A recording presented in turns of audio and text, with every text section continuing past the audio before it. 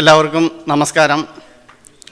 ടോറൻഷ്യ എന്ന ഈ പരിപാടിയിൽ ഒരു വിഷയം അവതരിപ്പിക്കാൻ എന്നെ ക്ഷണിച്ച ഇതിൻ്റെ ഭാരവാഹികളോടുള്ള ഹൃദയം നിറഞ്ഞ നന്ദി ആദ്യം തന്നെ രേഖപ്പെടുത്തുന്നു. എൻ്റെ വിഷയത്തിൻ്റെ പേര് രാമായണവും മഹാഭാരതവും കേട്ടുകഥകളോ എന്നതാണ്. കേട്ടുകഥ എന്ന് പറഞ്ഞാൽ കേട്ട കഥ, പറഞ്ഞ കഥ, കേട്ടത്, പറഞ്ഞും കേട്ടും പോയിരിക്കുന്ന കഥകൾ എന്നുള്ള അർത്ഥത്തിലാണ് ഞാനിതിവിടെ ഉപയോഗിച്ചിരിക്കുന്നത്. ഇന്ത്യയിലെ ഒരു വലിയൊരു തർക്ക വിഷയമായിരുന്നു ബാബറി മസ്ജിദ് രാമജന്മഭൂമി പ്രശ്നം. ഏതാണ്ട് 1987 ടെലിവിഷനിൽ രാമായണം സീരിയലായിട്ട് വരികയും അതിനുശേഷം LK അദ്വാനി വലിയൊരു രഥയാത്ര നടത്തുകയും ചെയ്തതോടുകൂടിയാണ് രാമൻ ഇന്ത്യയിലെ ഒരു വലിയ സംഭവമായി മാറുന്നത്. അതിനുശേഷം 1992 ബാബറി മസ്ജിദ് തകർക്കപ്പെട്ടു. അതേ തുടർന്ന് ഇന്ത്യയിൽ എല്ലായിടത്തും വലിയ തോതിലുള്ള കലാപങ്ങളുണ്ടായി. ബോംബെ നഗരത്തിൽ മാത്രമുണ്ടായ കലാപത്തിൽ അന്ന് 1000-ലധികം ആളുകൾ കൊല്ലപ്പെട്ടു. അതിന് തിരിച്ചടിയെന്നോണം ഉണ്ടായിരുന്ന ബോംബെ സ്ഫോടന കേസുകളിൽ ഏതാണ്ട് 250-ലധികം ആളുകൾ കൊല്ലപ്പെട്ടു. 2002 അയോധ്യയിലേക്ക് തീർത്ഥയാത്ര പോയ കുറേ തീർത്ഥാടകർ, കർസേവർ മടങ്ങി വന്ന ട്രെയിനിൽ ഒരു തീപിടുത്തമുണ്ടാവുകയും അതിൽ 59 പേര് കൊല്ലപ്പെടുകയും ചെയ്തു. അതിന് പ്രതികാരമായിട്ടുണ്ടായ ഗുജറാത്ത് കലാപത്തിൽ ഏതാണ്ട് 2000-ലധികം ആളുകൾ കൊല്ലപ്പെട്ടു. ഒരുപാട് സ്ത്രീകൾ ബലാത്സംഗത്തിനിരയായി. ആയിരക്കണക്കിന് ആളുകൾ കുടുംബവും വീടും എല്ലാം ഉപേക്ഷിച്ച് പലായനം ചെയ്യപ്പെടുകയുണ്ടായി. രാമൻ എന്ന ഒരു ദൈവം മനുഷ്യന് ചെയ്തിരിക്കുന്ന അനുഗ്രഹങ്ങളുടെ ഒരു ലഘുചരിത്രമാണ് ഇത്. രാമനെ ഒരു വലിയ സംഭവമാക്കിയിരിക്കുന്ന ഒരു ഇതിഹാസമാണ് രാമായണം. അതേപോലെ തന്നെയുള്ള മറ്റൊരു ഇതിഹാസമാണ് മഹാഭാരതം. ഇപ്പോൾ ആ കേസിൽ, അയോധ്യ കേസിൽ കോടതി അവസാനമായിട്ടൊരു തീർപ്പും എത്തിയിരിക്കുന്നു. അതുമായിട്ട് ബന്ധപ്പെട്ട് ആർക്കിയോളജിക്കൽ സർവേ ഓഫ് ഇന്ത്യയുടെ മുൻ ഡയറക്ടറായിരുന്ന ഡോക്ടർ KK മുഹമ്മദ് അദ്ദേഹം പറഞ്ഞ ഒരു പ്രസ്താവനയുണ്ട്. അദ്ദേഹം പറഞ്ഞത് തകർന്നതോ തകർക്കപ്പെട്ടതോ ആയ ഒരു ഹൈന്ദവ ക്ഷേത്രത്തിന് മുകളിലാണ് ബാബറി മസ്ജിദ് നിർമ്മിച്ചത് എന്നായിരുന്നു. അത് സുപ്രീം കോടതിയുടെ വിധിന്യായത്തിലും അത് വന്നിട്ടുണ്ട്. ഇതുമായിട്ട് ബന്ധപ്പെട്ട് പിന്നീട് ഒരു ചാനൽ ചർച്ചയിൽ, ഒരു ഇൻ്റർവ്യൂവിൽ അദ്ദേഹത്തോട് ചോദിച്ച ഒരു ചോദ്യവും അതിന് അദ്ദേഹം കൊടുത്ത മറുപടിയുമാണ് ഈ വിഷയത്തിലേക്ക് എന്നെ എത്തിച്ചത്. അദ്ദേഹത്തോട് ചോദിച്ച ചോദ്യം, അങ്ങനെയാണെങ്കിൽ രാമായണവും മഹാഭാരതവും ഒക്കെ ചരിത്ര വസ്തുതകളാണ് എന്നാണോ താങ്കൾ പറയുന്നത് എന്നതിന് ഉള്ള മറുപടി, അതൊക്കെ ഗോത്ര കലാപങ്ങൾ ആയിരുന്നു എന്നായിരുന്നു. ഡോക്ടർ KK മുഹമ്മദ് ആർക്കിയോളജിക്കൽ പഠനങ്ങളുടെ അടിസ്ഥാനത്തിൽ കണ്ടെത്തിയ വസ്തുതകളെ യുക്തിസഹമായ ഒരു വിചിന്തനത്തിലൂടെയും അതുപോലെ തന്നെ historical linguistics, population genomics, comparative mythology ഇവയുടെ വെളിച്ചത്തിൽ എൻ്റേതായിട്ടുള്ള ഒരു സ്വതന്ത്രമായിട്ടുള്ള ഒരു വിശകലനമാണ് ഞാനിവിടെ നടത്താൻ ഉദ്ദേശിക്കുന്നത്. നമുക്ക് ഒരു രാജാവ് എന്ന് പറഞ്ഞാൽ നമ്മുടെ മനസ്സിൽ വരുന്ന ഒരു ചിത്രം ഏതാണ്ട് ഇതേപോലെ ആയിരിക്കും. സ്വർണ്ണ കിരീടം, സ്വർണ്ണ പാദകം, സ്വർണ്ണ സിംഹാസനം, പട്ടുവസ്ത്രങ്ങൾ, രത്നമാല ഇതൊക്കെയുണ്ട്. എന്നാൽ യഥാർത്ഥത്തിലുള്ള ഒരു രാജാവ് എന്ന് പറഞ്ഞാൽ ഇതുപോലെയാണ്. സ്വർണ്ണ സിംഹാസനമില്ല, സ്വർണ്ണ കിരീടമില്ല, സ്വർണ്ണ പാദകമില്ല, പട്ടുവസ്ത്രങ്ങളില്ല, രത്നമാലയില്ല. ഇത് കേരളം ഭരിച്ചിരുന്ന, തിരുവിതാംകൂർ ഭരിച്ചിരുന്ന ഒരു മഹാരാജാവാണ്. 150 വർഷങ്ങൾക്ക് മുമ്പ് ജീവിച്ചിരുന്ന ആയില്യം തിരുനാൾ മഹാരാജാവിൻ്റെ യഥാർത്ഥ ചിത്രമാണ്. മറ്റേത് നമ്മൾ സങ്കല്പത്തിൽ ഉണ്ടാക്കിയിരിക്കുന്ന രാജാവാണ്. രാജകൊട്ടാരം എന്ന് പറഞ്ഞാൽ നമ്മുടെ മനസ്സിൽ വരുന്നത് ഏതാണ്ട് ഈ ചിത്രമായിരിക്കും. എന്നാൽ കേരളത്തിലെ ഒരു യഥാർത്ഥ രാജകൊട്ടാരം ഇതിൻ്റെ അപ്പുറത്തേക്ക് പോകാൻ സാധ്യതയില്ല. അതിൽ ആ ഇൻസെറ്റിൽ കൊടുത്തിരിക്കുന്നത് അദ്ദേഹത്തിൻ്റെ ഭാസ്കരൻ ഉണ്ണിയുടെ 19-ാം നൂറ്റാണ്ടിലെ കേരളം എന്ന പുസ്തകത്തിൽ നിന്നകത്തുള്ള ഒരു ഭാഗമാണ് കൊടുത്തിരിക്കുന്നത്. അതിൽ അദ്ദേഹം പറയുന്നൊരു സംഭവമുണ്ട്. കൊച്ചി രാജാവും സാമൂതിരിയും തമ്മിലുള്ള വലിയ സംഘർഷം, യുദ്ധസമാനമായിട്ടുള്ള സാഹചര്യം ഉണ്ടായതിന് പിന്നിലെ കാരണം കൊച്ചി രാജാവ് വീടിന് ഓടുമേഞ്ഞു, അത് സാമൂതിരിക്ക് ഇഷ്ടപ്പെട്ടില്ല. ഇതാണ് ഉണ്ടായത്. അതായത് 19-ാം നൂറ്റാണ്ടിൽ കേരളത്തിൽ രാജകൊട്ടാരങ്ങൾ പോലും ഓലപ്പുരകൾ മാത്രമായിരുന്നു എന്നുള്ളതാണ്. കേരളത്തിലെ ഏറ്റവും പഴക്കം ചെന്ന ഓടിട്ട കെട്ടിടം ഇതാണ്, മട്ടാഞ്ചേരി പാലസ്. ഇത് 16-ാം നൂറ്റാണ്ടിൽ അത് യൂറോപ്യൻസ് വന്നതിന് ശേഷം ഉണ്ടാക്കിയിരിക്കുന്ന ഒരു കെട്ടിടമാണ്. അതിനു മുമ്പ് എല്ലാ കെട്ടിടങ്ങളും ഓലപ്പുരകൾ മാത്രമായിരുന്നു. ഒരുപക്ഷേ വടക്കേ ഇന്ത്യയിൽ സംഗതിയൊക്കെ കുറച്ചൊക്കെ മെച്ചമായിരിക്കാമെന്ന് നമുക്ക് കരുതാം. എങ്കിലും എൻ്റെ ഒരു അന്വേഷണത്തിൽ 7-8 നൂറ്റാണ്ടോടുകൂടിയാണ് വടക്കേ ഇന്ത്യയിൽ എന്തെങ്കിലുമൊക്കെ നിർമ്മിതികൾ ഉണ്ടായിട്ടുള്ളത്. ഇന്ത്യയിലെ ഏറ്റവും പഴക്കം ചെന്ന ഒരു നിർമ്മിതി എന്ന് കരുതപ്പെടുന്നത് സാഞ്ചിയിലെ സ്തൂപത്തോട് ചേർന്ന് ഉണ്ടാക്കിയിരിക്കുന്ന ഇതാണ്. ഇതുപോലും ഒരു ശിലായുഗ നിർമ്മിതിയാണ്. കാരണം ഒരു പ്രോപ്പറായിട്ടുള്ള മേൽക്കൂരയൊന്നുമില്ല, കല്ല് ചെത്തി അടുക്കി ഇങ്ങനെ ഉണ്ടാക്കിയിരിക്കുന്നത്. അതിൻ്റെ അകത്ത് ഒരു 10-20 പേർക്ക് ഇരിക്കാവുന്ന ചെറിയൊരു ഇതാണ് അന്നുണ്ടായിരുന്നത്. അപ്പോൾ രാമായണവും മഹാഭാരതവും ഒക്കെ ഇതിനൊക്കെ ഒത്തിരി മുമ്പുണ്ടായതാണ്. മഹാഭാരതം ഉണ്ടായത് എന്ന് പറയുന്നത് BC ഏതാണ്ട് 1500-2000 കാലഘട്ടമാണെന്നാണ് പറയുന്നത്. അത് ചില ആളുകളൊക്കെ തള്ളി ഒരു 10,000 വരെയൊക്കെ അങ്ങോട്ട് കൊണ്ടുപോകാറുണ്ട്. അതിനു മുൻപാണ് രാമായണം ഉണ്ടായത്. അതായത് രാമൻ ജനിച്ചത് ത്രേതായുഗത്തിലാണ് എന്നാണ് പറയുന്നത്. അതിനുശേഷം ദ്വാപര യുഗം എന്ന് പറയുന്നൊരു യുഗമുണ്ട്. അതിനുശേഷം കലിയുഗമുണ്ട്. കലിയുഗത്തിലാണ് ഈ മഹാഭാരതം സംഭവം നടക്കുന്നത്. അപ്പോൾ നമ്മൾ ഈ കലിയുഗത്തെയും ആദ്യത്തെ ത്രേതായുഗത്തെ എത്രത്തോളം അതിൻ്റെ അകത്ത് വന്നിട്ടുണ്ടെന്ന് അറിയില്ല, അതുകൊണ്ട് അതിനെ മൊത്തം അങ്ങ് കളഞ്ഞാലും ഇതിൻ്റെ ഇടയ്ക്ക് ഫുള്ളായിട്ടുള്ള ഒരു ദ്വാപര യുഗമുണ്ട്. 360 മനുഷ്യ ദിവസങ്ങളാണ് ഒരു ദേവദിനം. 360 ദേവദിനമാണ് ഒരു ദേവവർഷം. 2400 ദേവവർഷമാണ് ദ്വാപരയുഗം.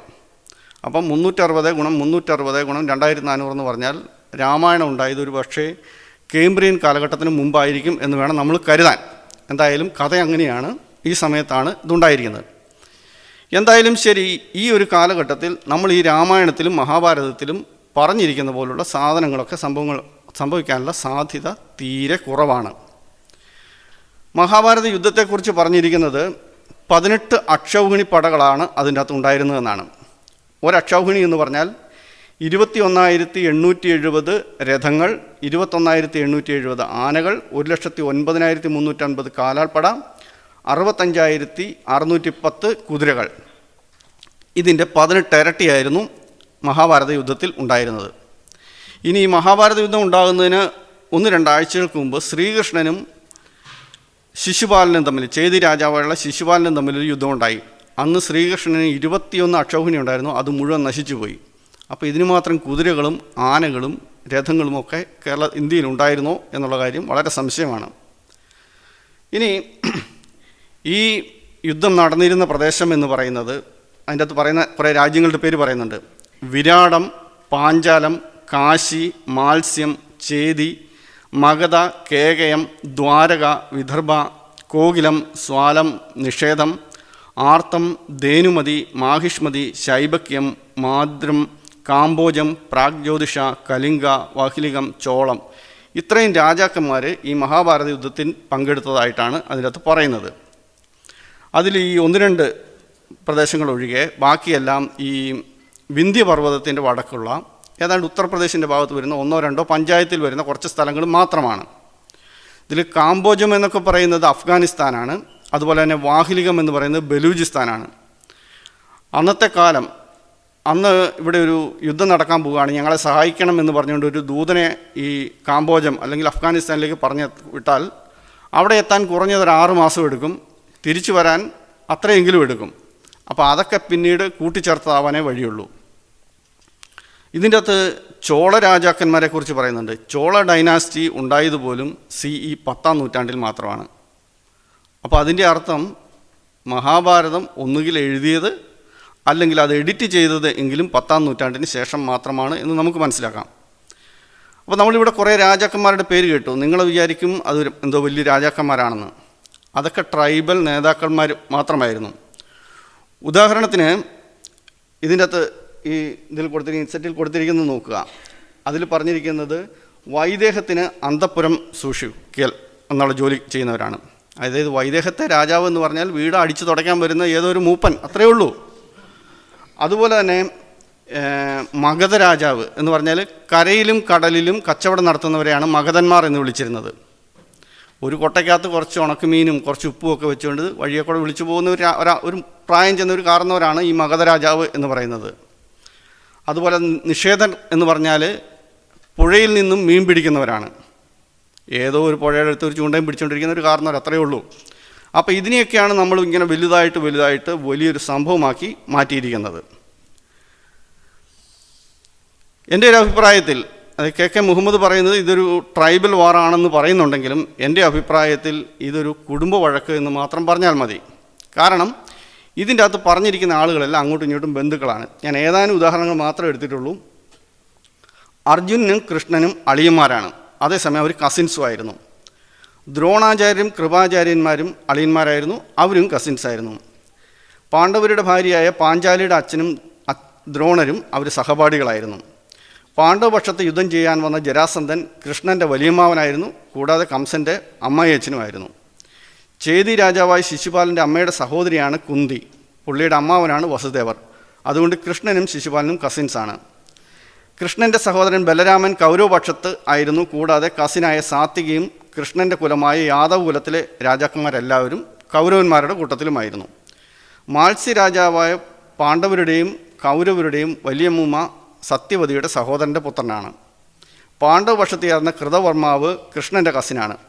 ഇങ്ങനെ നോക്കിക്കഴിഞ്ഞാൽ ഇവർ എല്ലാം അങ്ങോട്ടും ഇങ്ങോട്ടും ഒരു കുടുംബക്കാരാണ്, ഒരു കൂട്ടക്കാർ മാത്രമാണ്.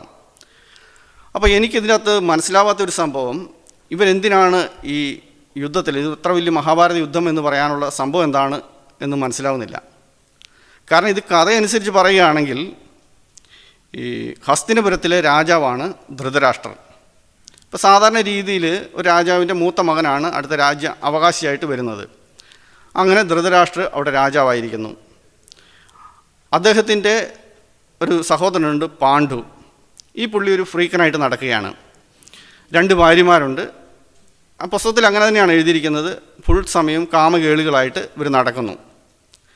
അങ്ങനെ കുറേ നാൾ കഴിഞ്ഞപ്പം ഈ പുള്ളിക്ക് എന്തോ ഒരു അസുഖം വരുന്നു. നമ്മൾ ഈ ശാപം എന്നൊക്കെ പറയുന്നത് അന്നത്തെ കാലത്ത് പേരറിയാൻ വയ്യാത്ത അസുഖങ്ങളെല്ലാം ശാപം എന്നാണ് വിളിക്കുന്നത്. അത് കൈപ്പള്ളിക്ക് കുറച്ചുകൂടെ നന്നായിട്ടറിയാം.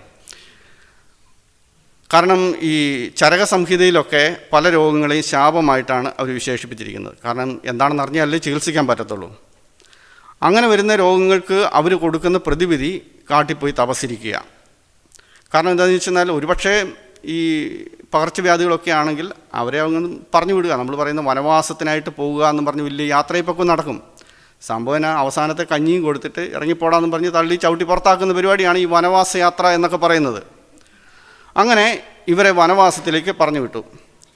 ഇതിനകത്ത് നമ്മൾ ചില കാര്യങ്ങളൊക്കെ നമ്മളൊന്ന് നോക്കുമ്പം, ഉദാഹരണത്തിന് ഇപ്പം ഈ ഡയബറ്റീസിന് കൈപ്പള്ളിക്ക് അറിയാൻ തോന്നുന്നു, ഡയബറ്റീസിൻ്റെ ചികിത്സ കുറേ പറഞ്ഞിട്ടുണ്ട്. ഇതൊന്നും നടക്കില്ലെങ്കിൽ അവസാനത്തേതായിട്ട് പറഞ്ഞിരിക്കുന്നത് ഇനി വനവാസം എന്നാണ് പറയുന്നത്. അപ്പോൾ ഈ വനത്തിലേക്ക് പോയി കഴിഞ്ഞാൽ വീട്ടിലെ പോലെ സമയത്ത് വന്ന് കഞ്ഞി കുടിക്കാനൊന്നും പറ്റത്തില്ല. അപ്പോൾ ഇങ്ങനെ നടന്ന് ഊപ്പാട് വരുമ്പോഴത്തേക്കും കുറേയൊക്കെ ഈ എന്താണ് നമ്മുടെ ജീവിതശൈലി രോഗങ്ങളിൽ കുറേയൊക്കെ മാറ്റം വരും. അതൊക്കെ ചിലപ്പോൾ ഒരു പക്ഷേ ഉണ്ടായിരുന്നിരിക്കാം. അപ്പോൾ ഇവർ കാട്ടിലേക്ക് 2 പേരൂടെ പോവുകയാണ്. ഈ കാട്ടിൽ ചെന്നിട്ട് കായകനികളും കിഴങ്ങുവർഗ്ഗങ്ങളും കഴിച്ച് ജീവിക്കണം എന്ന് പറയുന്നത്. കാട്ടിലിവിടെ എവിടെയോ തണ്ണിമത്തങ്ങയോ മുന്തിരിങ്ങയോ ആപ്പിളോ ഒന്നുമില്ല. ഏതെങ്കിലും മരത്തിൽ എന്തെങ്കിലും ഒരു നിറം മാറിയാൽ അത് അന്നേരം കിളി കൊത്തിക്കൊണ്ട് പോകും. വല്ല കിഴങ്ങ് മാന്താന്ന് വിചാരിച്ചെന്നാൽ അതിന് മുമ്പേ വല്ല കാട്ടുപന്നിയും എലിയും അതൊക്കെ പെറുക്കിക്കൊണ്ട് പോകും. കാട്ടിൽ നിന്നൊന്നും കിട്ടാൻ പോകുന്നില്ല. പിന്നെ എന്താ ചെയ്യുന്നത്? ഇവർ ഭിക്ഷയാചിക്കാൻ പോകും. ഈ നാട്ടിൽ നിന്നാണ് തള്ളിക്കൊണ്ട് അവിടെ കൊണ്ട് വിട്ടത്. അവരപ്പുറത്തെ കാട്ടിലേക്ക് പോകണം, അല്ല അപ്പുറത്തെ ഈ കാട് കഴിഞ്ഞ് അവിടെയുള്ള ഗ്രാമപ്രദേശങ്ങളിലൊക്കെ പോകണം. ഇതിവർ മാത്രമായിരിക്കില്ല, ഇതുപോലത്തെ കുറേ പേര് കാണും ഇവിടെ. അവരെല്ലാം ഈ അന്നത്തെ കാലം ഭക്ഷണത്തിന് വളരെ ബുദ്ധിമുട്ട്. രാവിലെ മുതൽ നടന്നാൽ വൈകുന്നേരം ആയെന്നാൽ ആകപ്പാട് ചിലപ്പോൾ കിട്ടിയാൽ ഒരു പിടി അരി അത് കൊണ്ടുവന്നിട്ട് കഞ്ഞി വെച്ചിട്ട് പാണ്ഡുവും 2 ഭാര്യമാരുണ്ട്, ഒരു കുന്തിയും മാദ്രിയും 2 പേരും കഴിക്കണം.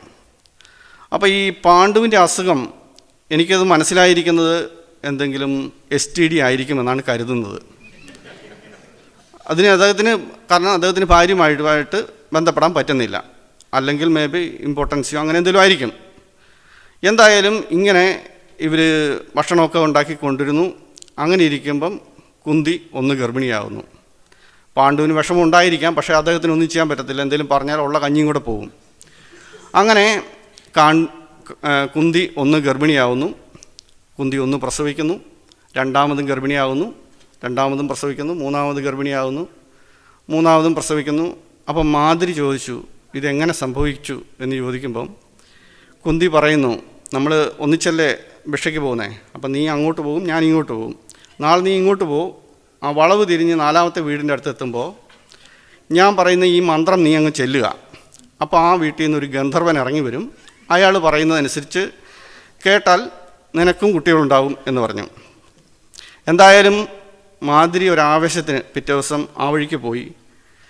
4ാമത്തെ വീട് വരെ എത്തിയില്ല. 3ൻ്റെ അവിടെ ചെന്നപ്പോഴേ ഈ മന്ത്രം വിളിച്ചു ചൊല്ലാൻ തുടങ്ങി. അപ്പം 3ാമത്തെ വീട്ടിൽ നിന്നും 4ാമത്തെ വീട്ടിൽ നിന്നും ഓരോരുത്തർ ഇറങ്ങി വന്നു. 2 പേര്, അശ്വിനി ദേവന്മാർ എന്നാണ് ഇതിൻ്റെ അകത്ത് പറഞ്ഞിരിക്കുന്നത്. അങ്ങനെ 2 പേരും കൂടെ കൂട്ടിക്കൊണ്ടുപോയി. മാതിരിക്ക് 2 മക്കളുണ്ടായി. അങ്ങനെ ഇരിക്കുമ്പം പാണ്ഡു മരിച്ചുപോയി. പാണ്ഡു മരിച്ചു പോയപ്പം ഇതിൻ്റെ അകത്ത് കഥയിൽ പറയുന്നത് മാതിരി ചിതയിൽ ചാടി സതി അനുഷ്ഠിച്ചു എന്നാണ് പറയുന്നത്. ഇവർ പറയുന്നത് ഈ സതി എന്നൊക്കെ പറയുന്നത് ഇസ്ലാമിൻ്റെ ഇൻവേഷൻ വന്നപ്പോൾ ഭർത്താവ് മരിച്ചു കഴിഞ്ഞ സ്ത്രീകളെ അവർ പിടിച്ചുകൊണ്ട് പോകുന്നത് ഒഴിവാക്കാൻ വേണ്ടിയിട്ട്, മാനം രക്ഷിക്കാൻ വേണ്ടിയിട്ട് സ്ത്രീകളെ എടുത്ത് ചാടിയിരുന്ന സംഭവമാണ് എന്നാണ് പറയുന്നത്. അങ്ങനെയാണെങ്കിൽ ഈ കഥ എഴുതിയത് 13ാം നൂറ്റാണ്ടിലോ 14ാം നൂറ്റാണ്ടിലോ അതിന് ശേഷമോ ആയിരിക്കും. കാരണം ഈ ഇസ്ലാമിക് ഇൻവേഷൻ ഉണ്ടായതിന് ശേഷം മാത്രമേ ഇത് നടക്കത്തുള്ളൂ. എന്തായാലും മാതിരിയും മരിച്ചു, പാണ്ഡുവും മരിച്ചു. ഇവിടെ കുന്തിക്ക് ഒരു അച്ഛനുണ്ട്, കുന്തിഭോജൻ. അദ്ദേഹം രാജാവാണ്. അദ്ദേഹത്തിന് വേണേൽ മകളെയും പിള്ളേരെയും കൂട്ടിക്കൊണ്ട് പോകാം. ആൾ വരുന്നില്ല. അப்புறம் മാതിരിയുടെ അച്ഛനും സഹോദരന്മാരും ഒക്കെ രാജാക്കന്മാരാണ്, അവരും വരുന്നില്ല. അപ്പോൾ അതിൻ്റെ അകത്ത് നമുക്ക് കാര്യം വളരെ വ്യക്തമായിട്ട് മനസ്സിലാക്കാം. പുറത്ത് പറയാൻ കൊള്ളാത്ത ഒരു സെറ്റപ്പായിരുന്നു അവരുടെ ഇടയിലുണ്ടായിരുന്നു എന്ന് വേണം മനസ്സിലാക്കാൻ. ഈ കുന്തിഭോജൻ ഇദ്ദേഹത്തിൻ്റെ അച്ഛനാണെന്ന് പറഞ്ഞാലും ശരിക്കുള്ള അച്ഛനായിരുന്നില്ല. ഈ അന്നത്തെ ഒരു ജാതി വ്യവസ്ഥകളും ഒക്കെ നമ്മൾ ഒന്ന് മനസ്സിലാക്കുമ്പം ഈ രാജാക്കന്മാർ, ക്ഷത്രിയർ എന്ന് പറയുന്നത് 2ാമത്തെ തട്ടി വരുന്നതാണ്. ഏറ്റവും മുകളിൽ തട്ടിയിരിക്കുന്നത് ബ്രാഹ്മണന്മാരാണ്. അപ്പോൾ അവരുടെ പുരോഹിതന്മാർക്കാണ് എല്ലാം അധികാരം. ഈ ഇതിൻ്റെ അകത്ത് ദുർവാസാവ്, പിന്നെ വസിഷ്ഠൻ, വിശ്വാമിത്രൻ എന്നൊക്കെ പറയുന്ന ടീമുകളുണ്ട്. ഇവർ രാജാക്കന്മാരുടെ അടുക്ക വന്നു കഴിഞ്ഞെന്നാൽ രാജാക്കന്മാർ അവരെ സ്വീകരിച്ച് അവരുടെ ശുശ്രൂഷയ്ക്ക് വേണ്ടിയിട്ട് ഭാര്യമാരെയോ അല്ലെങ്കിൽ പെൺമക്കളെയോ വിട്ടുകൊടുക്കണം. അങ്ങനെ പെൺമക്കളില്ലാത്തവർ കാശ് കൊടുത്ത് വേറൊരാളുടെ പെൺമക്കളെ മേടിച്ച് വീട്ടിൽ നിർത്തും. അങ്ങനെ നിർത്തിയിരുന്ന ഒരു പെൺകുട്ടിയാണ് ഈ കുന്തി എന്ന് വേണം നമുക്ക് മനസ്സിലാക്കാൻ. അതുകൊണ്ടായിരിക്കും ഇങ്ങനെ വന്നപ്പം ഈ കുന്തിഭോജൻ ഇവിടെ സ്വീകരിക്കുന്നില്ല. യഥാർത്ഥ അച്ഛൻ അയാൾക്കും വേണ്ട. അപ്പോഴാണ് നമ്മൾ ഈ ധൃതരാഷ്ട്രയുടെ ഒരു നന്മ മനസ്സിലാക്കേണ്ടത്. കാരണം ധൃതരാഷ്ട്രർ പറഞ്ഞിരിക്കാം, എൻ്റെ അനിയൻ അവനും അത്ര വെടിപ്പൊന്നും ആയിരുന്നില്ലല്ലോ, എന്തായാലും അവൻ കെട്ടിക്കൊണ്ട് വന്ന പെണ്ണും അവൾക്കുണ്ടായ കുറച്ച് കുട്ടികളുമല്ലേ, ഞാൻ എൻ്റെ പിള്ളേരെ പഠിപ്പിക്കാനായിട്ടൊരു ആശാനെ വിളിച്ചു വരുത്തിയിട്ടുണ്ട്. അയാളുടെ കൂടെ ഇരുന്ന് എന്തെങ്കിലും പഠിക്കട്ടെ, 4 വർഷം പഠിക്കട്ടെ, ഇവിടെ പോയി ജീവിക്കട്ടെ എന്ന് കരുതി അയാൾ ഇവരെ വിളിച്ചു വരുത്തുന്നു. കുറച്ച് കഞ്ഞിയും എന്തെങ്കിലും കൊടുത്താൽ മതിയല്ലോ. അങ്ങനെ ധൃതരാഷ്ട്ര ഈ കുട്ടികളെ പോയി കൂട്ടിക്കൊണ്ടുവന്ന് അയാളുടെ വീട്ടിൽ കൊണ്ട് പഠിപ്പിക്കാനായിട്ട് നിർത്തുന്നു. പക്ഷെ പഠിച്ചു കഴിഞ്ഞപ്പോഴത്തേക്കും ഇവർ ഒരു തനി സ്വഭാവം കാണിക്കാൻ തുടങ്ങി. ഇവർ പറഞ്ഞു, ഞങ്ങളുടെ അമ്മയുടെ ഭർത്താവ് തന്നെയാണ് ഞങ്ങളുടെ അച്ഛൻ, അതുകൊണ്ട് അയാൾക്ക് പകുതി സ്വത്തിൻ്റെ അവകാശമുണ്ട്, ഞങ്ങൾക്ക് പകുതി സ്ഥലം തരണം എന്ന് പറയുന്നു. അപ്പോൾ ഈ കാരണവരായിട്ടുള്ള ഭീഷ്മരുടെയാണ് സ്ഥലം. ഭീഷ്മർ പറഞ്ഞു കൊടുത്തരട എന്ന് പറഞ്ഞു. അങ്ങനെ മൊത്ത സ്ഥലം 2ആയിട്ട് ഭാഗം വെച്ചിട്ട് ഹസ്തിനപുരം ഇദ്ദേഹത്തിനും ഇന്ദ്രപ്രസ്ഥം എന്ന് പറയുന്ന മറ്റേ ഭാഗം ഈ പാണ്ഡവർക്കുമായിട്ട് കൊടുത്തു. പാണ്ഡവർക്ക് 3 ചെറിയ ബലഹീനതകളുണ്ടായിരുന്നു എന്നാണ് പറയുന്നത്. ഒന്ന്, നന്നായിട്ട് വെള്ളമടിക്കും. വെള്ളമടിച്ചു കഴിഞ്ഞാൽ ചീട്ട് കളിക്കാൻ പോകണം. ചീട്ടുകളി തോറ്റു കഴിഞ്ഞാൽ പെണ്ണ് പിടിക്കാൻ പോകണം. അങ്ങനെ അതായത് ചീട്ടുകളി, ചൂതാട്ടം എന്നൊക്കെ പറഞ്ഞാൽ അസാമാന്യ കളിയാണ്. അവസാനം ഭാര്യയെ വരെ പണയം വെച്ച് ചീട്ട് കളിച്ചവൻ്റെ പേരാണ് ധർമ്മപുത്രൻ. അപ്പോൾ ഇയാൾ ചീട്ട് കളിച്ച് തോറ്റ്, പിന്നെ ഇതിൻ്റെ അകത്ത് തോറ്റ് കഴിഞ്ഞാൽ എല്ലാവരും പറയുന്നൊരു പരിപാടിയുണ്ട്, അവൻ കള്ളക്കളി കളിച്ചു എന്ന് പറയും. ഈ ചൂതിൽ കള്ളക്കളി എന്ന് പറഞ്ഞ പരിപാടിയില്ല. കാരണം അതൊരു ഒരു ബോർഡ് ഗെയിമാണ്. ഇങ്ങനെ ഒരു ടേബിളിൽ ഇങ്ങനെ വെച്ചിട്ട് അപ്പുറത്ത് ഇപ്പുറത്ത് നിൽക്കും, ചുറ്റും ആളുകൾ നിന്ന് കളി കാണുകയാണ്. ഇതിൻ്റെ അകത്ത് എന്താ കള്ളക്കളി കളിക്കാൻ പറ്റുക? കള്ളക്കളിയൊന്നുമില്ല. തോറ്റ് കഴിയുമ്പോൾ പറയുന്ന ഒരു ന്യായമാണ് അവൻ കള്ളക്കളി കളിച്ചു അല്ലെങ്കിൽ പറഞ്ഞ് തട്ടിക്കളയുക. അപ്പോൾ ഇങ്ങനെ അവൻ ചീട്ട് കളിച്ച് ചൂത് കളിച്ച് മുഴുവൻ നശിപ്പിച്ചു. അന്നേരം ദുര്യോധന് ഒരു സഹതാപം തോന്നുന്നു. ദുര്യോധൻ പറഞ്ഞു, വാടാ, നീ ഇനി ഒന്നും പണയം വെക്കണ്ട, നിനക്ക് ഞാൻ ഒരവസരം കൂടെ തരാം. നീ ഈ കളി ജയിച്ചാൽ നീ ഇതുവരെ പണയം വെച്ചത് മുഴുവൻ ഞാൻ തിരിച്ചു തരാം. തോറ്റ് കഴിഞ്ഞാൽ മേലാൽ ഈ പഞ്ചായത്ത് കണ്ടുപോകരുത്, നിൻ്റെ ശല്യം അത്രയ്ക്കുണ്ട്. അപ്പം ധർമ്മപുത്രൻ അത് സംഭവിച്ചു. അവിടെയും തോറ്റു കഴിഞ്ഞപ്പം ആ നാട് വിട്ടു പോകണം. അങ്ങനെയാണല്ലോ കരാറ്. അപ്പോൾ ഇതിനകത്ത് ഇവർ പറയുന്നത് കള്ളച്ചൂതിനാണെന്ന് അറിഞ്ഞാലും ചൂത് കളിക്കാൻ വിളിച്ചെന്നാൽ ചെല്ലണം, അത് രാജധർമ്മമാണ്. സാമാന്യ ബുദ്ധിയുള്ള ആരെങ്കിലും അങ്ങനെ ചെയ്യുമോ? ഇപ്പോൾ കൈപ്പള്ളിയോട് പറയുക, ഈ കെട്ടിടത്തിൽ നിന്ന് ആണാണെങ്കിൽ എടുത്ത് ചാടറാന്ന് പറഞ്ഞാൽ കൈപ്പള്ളി ഒന്ന് ചാടും, രണ്ടാമത് കൈ ഒടിഞ്ഞ് വരുമ്പോഴത്തേക്കും വീണ്ടും എടുത്ത് ചാടുമോ? അതാണ് ഇവർ ചെയ്തത്. എന്തായാലും ശരി, ഇവർ പോയി. ഇവർ കാട്ടിൽ പോയിട്ടോ, ഇവർ വേറെ കാട്ടിൽ നിന്ന് പറഞ്ഞ് എവിടെ വേറെ എങ്ങനെ പോയി താമസിക്കാം. അവിടെയും ഫുൾ ഉഡായിപ്പാണ്. ഉഡായിപ്പെന്ന് പറഞ്ഞാൽ വേഷം മാറി ആളെ പറ്റിക്കുക. ഡാൻസുകാരിയാണെന്നും പറഞ്ഞ് ഒരിടത്ത് പോയി താമസിച്ചു, പശുവിനെ നോട്ടക്കാരനാണെന്നും പറഞ്ഞ് വേറൊരിടത്ത് പോയി താമസിച്ചു, മ്യൂസിക് ടീച്ചറാണെന്നും പറഞ്ഞുകൊണ്ട് കുറേ ഇപ്പുറത്ത് പോയി താമസിച്ചു, പാചകക്കാരനാണെന്നും പറഞ്ഞ് കുറേ ഇടത്ത് പോയി താമസിച്ചു. ഇതിൻ്റെ ഇടയ്ക്ക് ഇവന്മാർ ആൾ മാറി കല്യാണം നടത്തുന്നുണ്ട്. എന്താണ്, വിവാഹത്തട്ടിപ്പ്. അർജുനൻ, അദ്ദേഹത്തിൻ്റെ പേര് ഉലൂബി എന്ന് പറയുന്ന സ്ത്രീയിൽ ഇരവാൻ എന്ന് പറയുന്ന ഒരു മകനെ ഉണ്ടാക്കുന്നുണ്ട്. എന്നിട്ട് പുള്ളി അന്നേരം അവിടെ നിന്ന് വിട്ടു പോകുന്നു. പിന്നെ അടുത്ത രാജ്യത്ത് ചെന്നു, ചിത്രാംഗതയെ പോയി വിവാഹം കഴിക്കുന്നു. അവളും ഗർഭിണിയായി കഴിയുമ്പോഴത്തേക്കും, അവളുടെ പേരാണ് ബ്രഹുവാഹൻ. അങ്ങനെ ഒരുത്തനുണ്ടായി കഴിയുമ്പോഴത്തേക്കും പുള്ളി അവിടുന്ന് പോകുന്നു. അതുപോലെ തന്നെ ഭീമസേനൻ, പുള്ളി ഹിഡുംബി എന്ന് പറയുന്ന പെണ്ണിനെ റേപ്പ് ചെയ്യുന്നുണ്ട്. അതിലുണ്ടാകുന്നതാണ് ഘടോൽക്കജൻ. ഇങ്ങനെ ഇവന്മാർ മൊത്തം അലമ്പായിട്ട് നടക്കുകയാണ്. അങ്ങനെ ഇരിക്കുമ്പോഴത്തേക്കുമാണ് അർജുൻ വേഷം മാറി ശ്രീകൃഷ്ണൻ്റെ വീട്ടിൽ ചെല്ലുന്നു, കസിനിട്ട് തന്നെ പണി കൊടുക്കാൻ വേണ്ടിയിട്ട്. നമ്മളൊന്ന് ആലോചിക്കണം, ഈ അടുത്ത കാലത്ത് പോലും ജാതി, നമ്മളൊരു വേറൊരു നാട്ടിൽ ചെന്ന് കഴിഞ്ഞാൽ നമ്മുടെ ജാതിയൊന്നും കണ്ടുപിടിക്കാൻ പറ്റത്തില്ല. പക്ഷെ ജാതി മാറി എന്നറിഞ്ഞാൽ വലിയ ശിക്ഷയുള്ള കാലത്താണ് ഏറ്റവും വലിയവനായിരിക്കുന്ന ബ്രാഹ്മണനാണെന്ന് പറഞ്ഞുകൊണ്ട് ആൾമാറാട്ടം നടത്തുന്നത്. അപ്പോൾ ബ്രാഹ്മണനായിട്ട് അവിടെ ശ്രീകൃഷ്ണൻ്റെ വീട്ടിൽ ചെല്ലുമ്പോൾ ശ്രീകൃഷ്ണൻ ഒരു പെങ്ങളുണ്ട്, സുഭദ്ര. അവിടെ കല്യാണമൊക്കെ നിശ്ചയിച്ചിരിക്കുന്നതാണ്. എന്തോ അവിടെ സംഭവിച്ചു. അതേ തുടർന്ന് സുഭദ്രയെ കല്യാണം കഴിക്കുന്നു. വീട്ടുകാർക്ക് ആർക്കും താല്പര്യമില്ലായിരുന്നു. പക്ഷേ സുഭദ്രയെ കല്യാണം കഴിക്കുന്നു. കല്യാണമൊക്കെ കഴിഞ്ഞപ്പോഴാണ് ഇവൻ പറയുന്നത്, ഞാൻ ബ്രാഹ്മണനൊന്നുമല്ല, ഞാൻ ഇങ്ങനെയാണ് എന്ന് പറയുന്നു. അപ്പോൾ ശ്രീകൃഷ്ണൻ കോപിച്ചിട്ട് ചോദിക്കുന്നുണ്ട്, ഇനി എന്താ പ്ലാൻ? അപ്പോൾ പറയുന്നു, ഞാൻ എവിടെയെങ്കിലും കൂടാം. അന്നേരം പറഞ്ഞു, അതൊന്നും പറ്റത്തില്ല, എവിടെയെങ്കിലും. അന്നേരം പറഞ്ഞു, എന്നാൽ പിന്നെ ചേട്ടന്മാരുണ്ടോ അവിടെ, ചേട്ടന്മാരോടൊപ്പം, ചേട്ടന്മാർക്ക് എന്നാ പണിയെന്ന് പറഞ്ഞു. അവർ തെണ്ടി നടക്കുമെന്ന് പറഞ്ഞു. അന്നേരം പറഞ്ഞു, അതൊന്നും പറ്റത്തില്ല, എവിടെയെങ്കിലും കുറച്ച് സ്ഥലം വീട് മേടിച്ച് എൻ്റെ പെങ്ങളെ കൊണ്ടുപോയി താമസിപ്പിക്കണം എന്ന് പറഞ്ഞു. ഞാനും സഹായിക്കാം എന്ന് പറഞ്ഞു. അങ്ങനെ കൃഷ്ണൻ്റെ ഒരു ഇതോടുകൂടിയാണ് ഇവരിവിടുന്ന് കെട്ടും പെറുക്കി ഇങ്ങോട്ട് പോകുന്നത്, ഹസ്തിനപുരത്തിലേക്ക് പോകുന്നത്. അപ്പോൾ ആദ്യം ചോദിക്കാൻ ചെല്ലുന്നത് ഭീമനാണ്. ഭീമനെക്കുറിച്ച് ഇതിൽ പറഞ്ഞിരിക്കുന്നത് പുള്ളിക്കൊരല്പം എടുത്തുചാട്ടവും കുറച്ചല്പം ബുദ്ധിക്കുറവും ഉണ്ടെന്നാണ് പറയുന്നത്. അപ്പം ഭീമൻ ചെന്നിട്ട് ദുര്യോധനൻ്റെ അടുത്ത് എന്ന് പറഞ്ഞു, ഞങ്ങൾക്ക് കുറച്ച് സ്ഥലം തരണം എന്ന് പറഞ്ഞു. ദുര്യോധനൻ പറഞ്ഞു, നിനക്കോ സ്ഥലമോ ഓർഡറാന്ന് പറഞ്ഞു. അപ്പോൾ ഇവൻ പറഞ്ഞു, പറ്റിയല്ല, ഞങ്ങൾക്ക് വീട് വെച്ച് താമസിക്കാനെങ്കിലും കുറച്ച് സ്ഥലം തരണം എന്ന് പറഞ്ഞു. അവൻ പറഞ്ഞു, സൂചി കുത്താൻ സ്ഥലം തരികയല്ല, നീ ഇവിടെ നിൽക്കേണ്ടെന്ന് പറഞ്ഞു. അപ്പോൾ ഭീമന് പെട്ടെന്ന് ദേഷ്യം വരും. ഭീമൻ അവിടെ കിടന്ന ഒരു വിറവുള്ളി എടുത്ത് ദുര്യോധനെ അടിക്കാനായിട്ട് ഓടിച്ചെന്നു. ദുര്യോധനും ഒരു വിറവുള്ളി എടുത്തിട്ട് അടിക്കാൻ ചെന്നു. ഈ വിറവുള്ളി എടുത്ത് അങ്ങോട്ടും ഇങ്ങോട്ടും അടിക്കാൻ ചെന്നതിനെയാണ് പറയുന്നത് ഒരു ദിവസം മുഴുവൻ നീണ്ടു നിന്ന ഗദായുദ്ധം എന്നൊക്കെ പറഞ്ഞ് തള്ളിമറിച്ചിരിക്കുന്നത്. അത്രയേ ഉള്ളൂ. ഇവരിങ്ങനെ ഇത് എന്ന് പറഞ്ഞാൽ ഗദായുദ്ധം മാത്രമല്ല, ഇതിനകത്ത് ഒരുപാട് യുദ്ധങ്ങളെക്കുറിച്ച് പറയുന്നുണ്ട്. ഉദാഹരണത്തിന് നമുക്കറിയാം, അമ്പും വില്ലും എന്ന് പറഞ്ഞാൽ ഒരു മുളങ്കമ്പ് ഒരു വള്ളി കൊണ്ട് വലിച്ചു കെട്ടി വെച്ചിട്ട് അതിൽ മറ്റൊരു സാധനം വെച്ച് വലിക്കുമ്പോൾ ഉണ്ടാകുന്ന ആ ടെൻഷൻ, ആ ഒരു ത്രസ്റ്റിൽ മറ്റൊരു കമ്പ് തെറിപ്പിച്ച് വിടുന്നതാണ്. അപ്പോൾ അതിൻ്റെ അറ്റത്ത് പാമ്പിനെ ഒന്നും വെച്ച് ചെയ്യാനൊന്നും പറ്റത്തില്ല. ഇവിടെ പറയുന്നത് നാഗാസ്ത്രം ഉണ്ടായിരുന്നു എന്ന് പറഞ്ഞേ.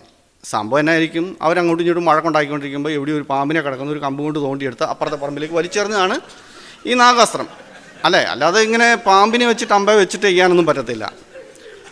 അതുപോലെ തന്നെ ആഗ്നേയാസ്ത്രം, വരുണാസ്ത്രം എന്നൊക്കെ പറയുന്ന സാധനമുണ്ട്. സംഭവിച്ചത് എന്നാന്ന് വെച്ചാൽ ഇവർ മറ്റവൻ്റെ വീട്ടിലേക്ക് ഒരു പന്തം കത്തിച്ചെറിഞ്ഞു. അന്ന് ഓലപ്പരയായിരിക്കുമല്ലോ. വീടിന് തീ പിടിക്കാൻ ചെല്ലുമ്പോൾ അവർ അവിടെ കോരി വെച്ചിരിക്കുന്ന വെള്ളം എടുത്ത് കോരി ഒഴിക്കും. ഈ വെള്ളം കോരി ഒഴിക്കുന്നതാണ് വരുണാസ്ത്രം. അതുപോലെ ഭാർഗവാസ്ത്രം. ഈ ഭാർഗവാസ്ത്രം എന്ന് പറഞ്ഞാൽ ഇതിൻ്റെ അറ്റത്ത് കോടാലി വെച്ചിട്ട് ചെയ്യുമെന്നാണ് പറയുന്നത്. കോടാലിയൊന്നും ഇത് വെച്ചെന്നാൽ പോവില്ല. ചിലപ്പോൾ ആ അമ്പിൻ്റെ അറ്റത്ത് വല്ലോ ഇരുമ്പിൻ്റെ ഒരു ചീളോ വല്ലതും വെച്ചിരിക്കും, വല്ലവനും കൊണ്ടാലൊന്നും മുറിയാൻ വേണ്ടിയിട്ട്. അതാണ് ശരിക്കും പറഞ്ഞാൽ യുദ്ധം. അതുപോലെ തന്നെ ഗാണ്ഡീവം, പാശുപതം എന്നൊക്കെ പറയുന്ന വലിയ അസ്ത്രങ്ങളുണ്ട്. ഈ അമ്പുണ്ടാക്കുക എന്ന് പറഞ്ഞാൽ, വില്ല് ഉണ്ടാക്കുക എന്ന് പറഞ്ഞാൽ അത് മുളങ്കമ്പ് വെച്ചുണ്ടാക്കിയാലേ ശരിയാവത്തുള്ളൂ. അല്ലാതെ സ്വർണം വെച്ചിട്ടുണ്ടാക്കി കഴിഞ്ഞാൽ ഇതിങ്ങനെ പിടിച്ച് വയ്ക്കുമ്പം കമ്പി ഇങ്ങനെ വളഞ്ഞു പോകും. അപ്പോൾ അതൊക്കെ നമ്മളിങ്ങനെ തള്ളി അങ്ങ് ഡെക്കറേറ്റ് ചെയ്ത് വെച്ചിരിക്കുന്ന സംഭവങ്ങളാണ്. അങ്ങനെ ഇപ്പോൾ ഈ ഭീമൻ ഇങ്ങനെ അവനുമായിട്ട് അടിയുണ്ടാക്കുമ്പം അദ്ദേഹത്തിൻ്റെ അനുജൻ്റെ മകൻ, അർജുനൻ്റെ മകനായിട്ടുള്ള എൻ്റെ പേരെന്നാ അല്ല അഭിമന്യു ഇത് കണ്ടിച്ച് തൻ്റെ വല്യച്ഛനെ അടിക്കുന്നത് കണ്ടപ്പോഴത്തേക്കും അപ്പോഴാണ് കാർന്നവരാണ്ട് അവിടെ നോക്കി ചുമ്മാ ഇരുന്ന് ചിരിക്കുന്നു. ഭീഷ്മരെ. ഇവന് ദേഷ്യം വന്നു, ഇവൻ ഭീഷ്മർക്ക് നേരെ കല്ല് പെറുക്കി എറിഞ്ഞു. അപ്പം കൃപാചാര്യ വന്നിച്ച് പറഞ്ഞു, ഈ വല്യപ്പൻ കാർന്നവരെയാണോ അവിടെ നീ കല്ല് പെറുക്കി എറിയുന്നതെന്ന് ചോദിച്ച് പിടിച്ചിട്ട് 2 അടിയും വെച്ച് കൊടുത്തു. ഇവന് 10-12 വയസ്സേ ഉള്ളൂ അഭിമന്യുവിന്. അത് കണ്ടപ്പോഴത്തേക്കും ഈ 12 വയസ്സേ ഉള്ളെങ്കിലും അവൻ അളിയനുണ്ട്, ഉത്തരരാജ്യത്തെ രാജാവിൻ്റെ മകളെയാണ്, അതായത് അച്ഛന് വേണ്ടി കല്യാണം ആലോചിച്ചാണ്, അർജുന് വേണ്ടി കല്യാണം ആലോചിച്ചാണ്. അച്ഛൻ പറഞ്ഞു എനിക്കിപ്പോൾ സമയമില്ല, മകനെ വിടാമെന്ന് പറഞ്ഞിട്ട് അങ്ങനെയാണ് മകനെ കൊണ്ട് കല്യാണം കഴിപ്പിക്കുന്നത്. അങ്ങനെ ഈ ഉത്തരനാണെങ്കിൽ ഇങ്ങോട്ടൊന്നും വന്നതല്ല, അവൻ്റെ പശു അഴിഞ്ഞു പോയതിനെ അന്വേഷിച്ച് വന്നതാണ്. അല്ല, ഞാനിത് തമാശ പറയുന്നതല്ല, നിങ്ങളിത് വായിച്ചിട്ടുണ്ടെങ്കിൽ അറിയാം. അഴിഞ്ഞു പോയ പശുവിനെ അന്വേഷിച്ച് നടന്ന ഉത്തരൻ വന്നെത്തിയത് ഇവിടെയാണ്. അപ്പോഴാണ് അളിയനെ പിടിച്ചിട്ട് അടിക്കുന്നു. അപ്പോൾ ഇവൻ ചെന്നിട്ട് ഇവനും കൂടെ കൂടി അടിക്കാൻ കൂടി. അപ്പോൾ ഇവർ 2 പിള്ളേരും കൂടെ തല്ലുകൊള്ളുന്നത് അർജുൻ്റെ അളിയനായ ദൃഷ്ടദ്യുമ്നൻ കാണുന്നു. അവനോട് ഇങ്ങോട്ട് വരുന്നു. അവർ തല്ലാകുന്നതിനിടയ്ക്ക് എവിടെയോ പറ്റിയിട്ട് ഈ ഉത്തരൻ മരിച്ചുപോയി ആദ്യത്തെ ദിവസം. അതാണ് 1-ാം ദിവസത്തെ യുദ്ധത്തിൻ്റെ പ്രധാനപ്പെട്ട സംഭവം. ഇപ്പോൾ ഇതറിഞ്ഞപ്പോഴത്തേക്കും അർജുനൻ പറഞ്ഞു, വേണ്ട, നമുക്ക് ഈ പരിപാടിക്കൊന്നും പോകണ്ട, കാരണം ചേട്ടൻ്റെ കയ്യിലിരിപ്പുകൊണ്ടുണ്ടായ സംഭവമാണല്ലോ, വേറെ എന്തെങ്കിലും പണിക്ക് പോയി ജീവിക്കാം എന്ന് പറഞ്ഞു. അപ്പം ശ്രീകൃഷ്ണൻ നല്ല പച്ചത്തെറി വിളിച്ചു. ആ ശ്രീകൃഷ്ണൻ അന്നേരം വിളിച്ച പച്ചത്തെറിയുടെ സംസ്കൃതത്തിലെ പേരാണ് ഭഗവത്ഗീത. അവൻ പറഞ്ഞു, നീ ആണാണോടാ, ആണുങ്ങളാണെങ്കിൽ ജീവനിൽ ഒരിക്കലും മരിക്കുകയുള്ളൂ, നീ പോയി ചോദിച്ചിട്ട് വാടാ, കിട്ടിയാൽ കിട്ടി എന്നൊക്കെ പറഞ്ഞുകൊണ്ട് പറഞ്ഞിരിക്കുന്ന ആ ചീത്ത വാക്കുകൾ മാത്രമാണ് ഭഗവത്ഗീത. അപ്പം ഇങ്ങനെ ഈ നടന്നിരിക്കുന്ന ഈ സംഭവം നമ്മൾ കേട്ട് കഴിഞ്ഞാൽ നമ്മളുടെ മനസ്സിൽ വിരിക്കുന്ന മഹാഭാരത യുദ്ധം ഏതാണ്ട് ഇങ്ങനെയായിരിക്കും. എന്നാൽ യഥാർത്ഥത്തിലുള്ള മഹാഭാരത യുദ്ധം ഏതാണ്ട് ഇങ്ങനെയാണ്.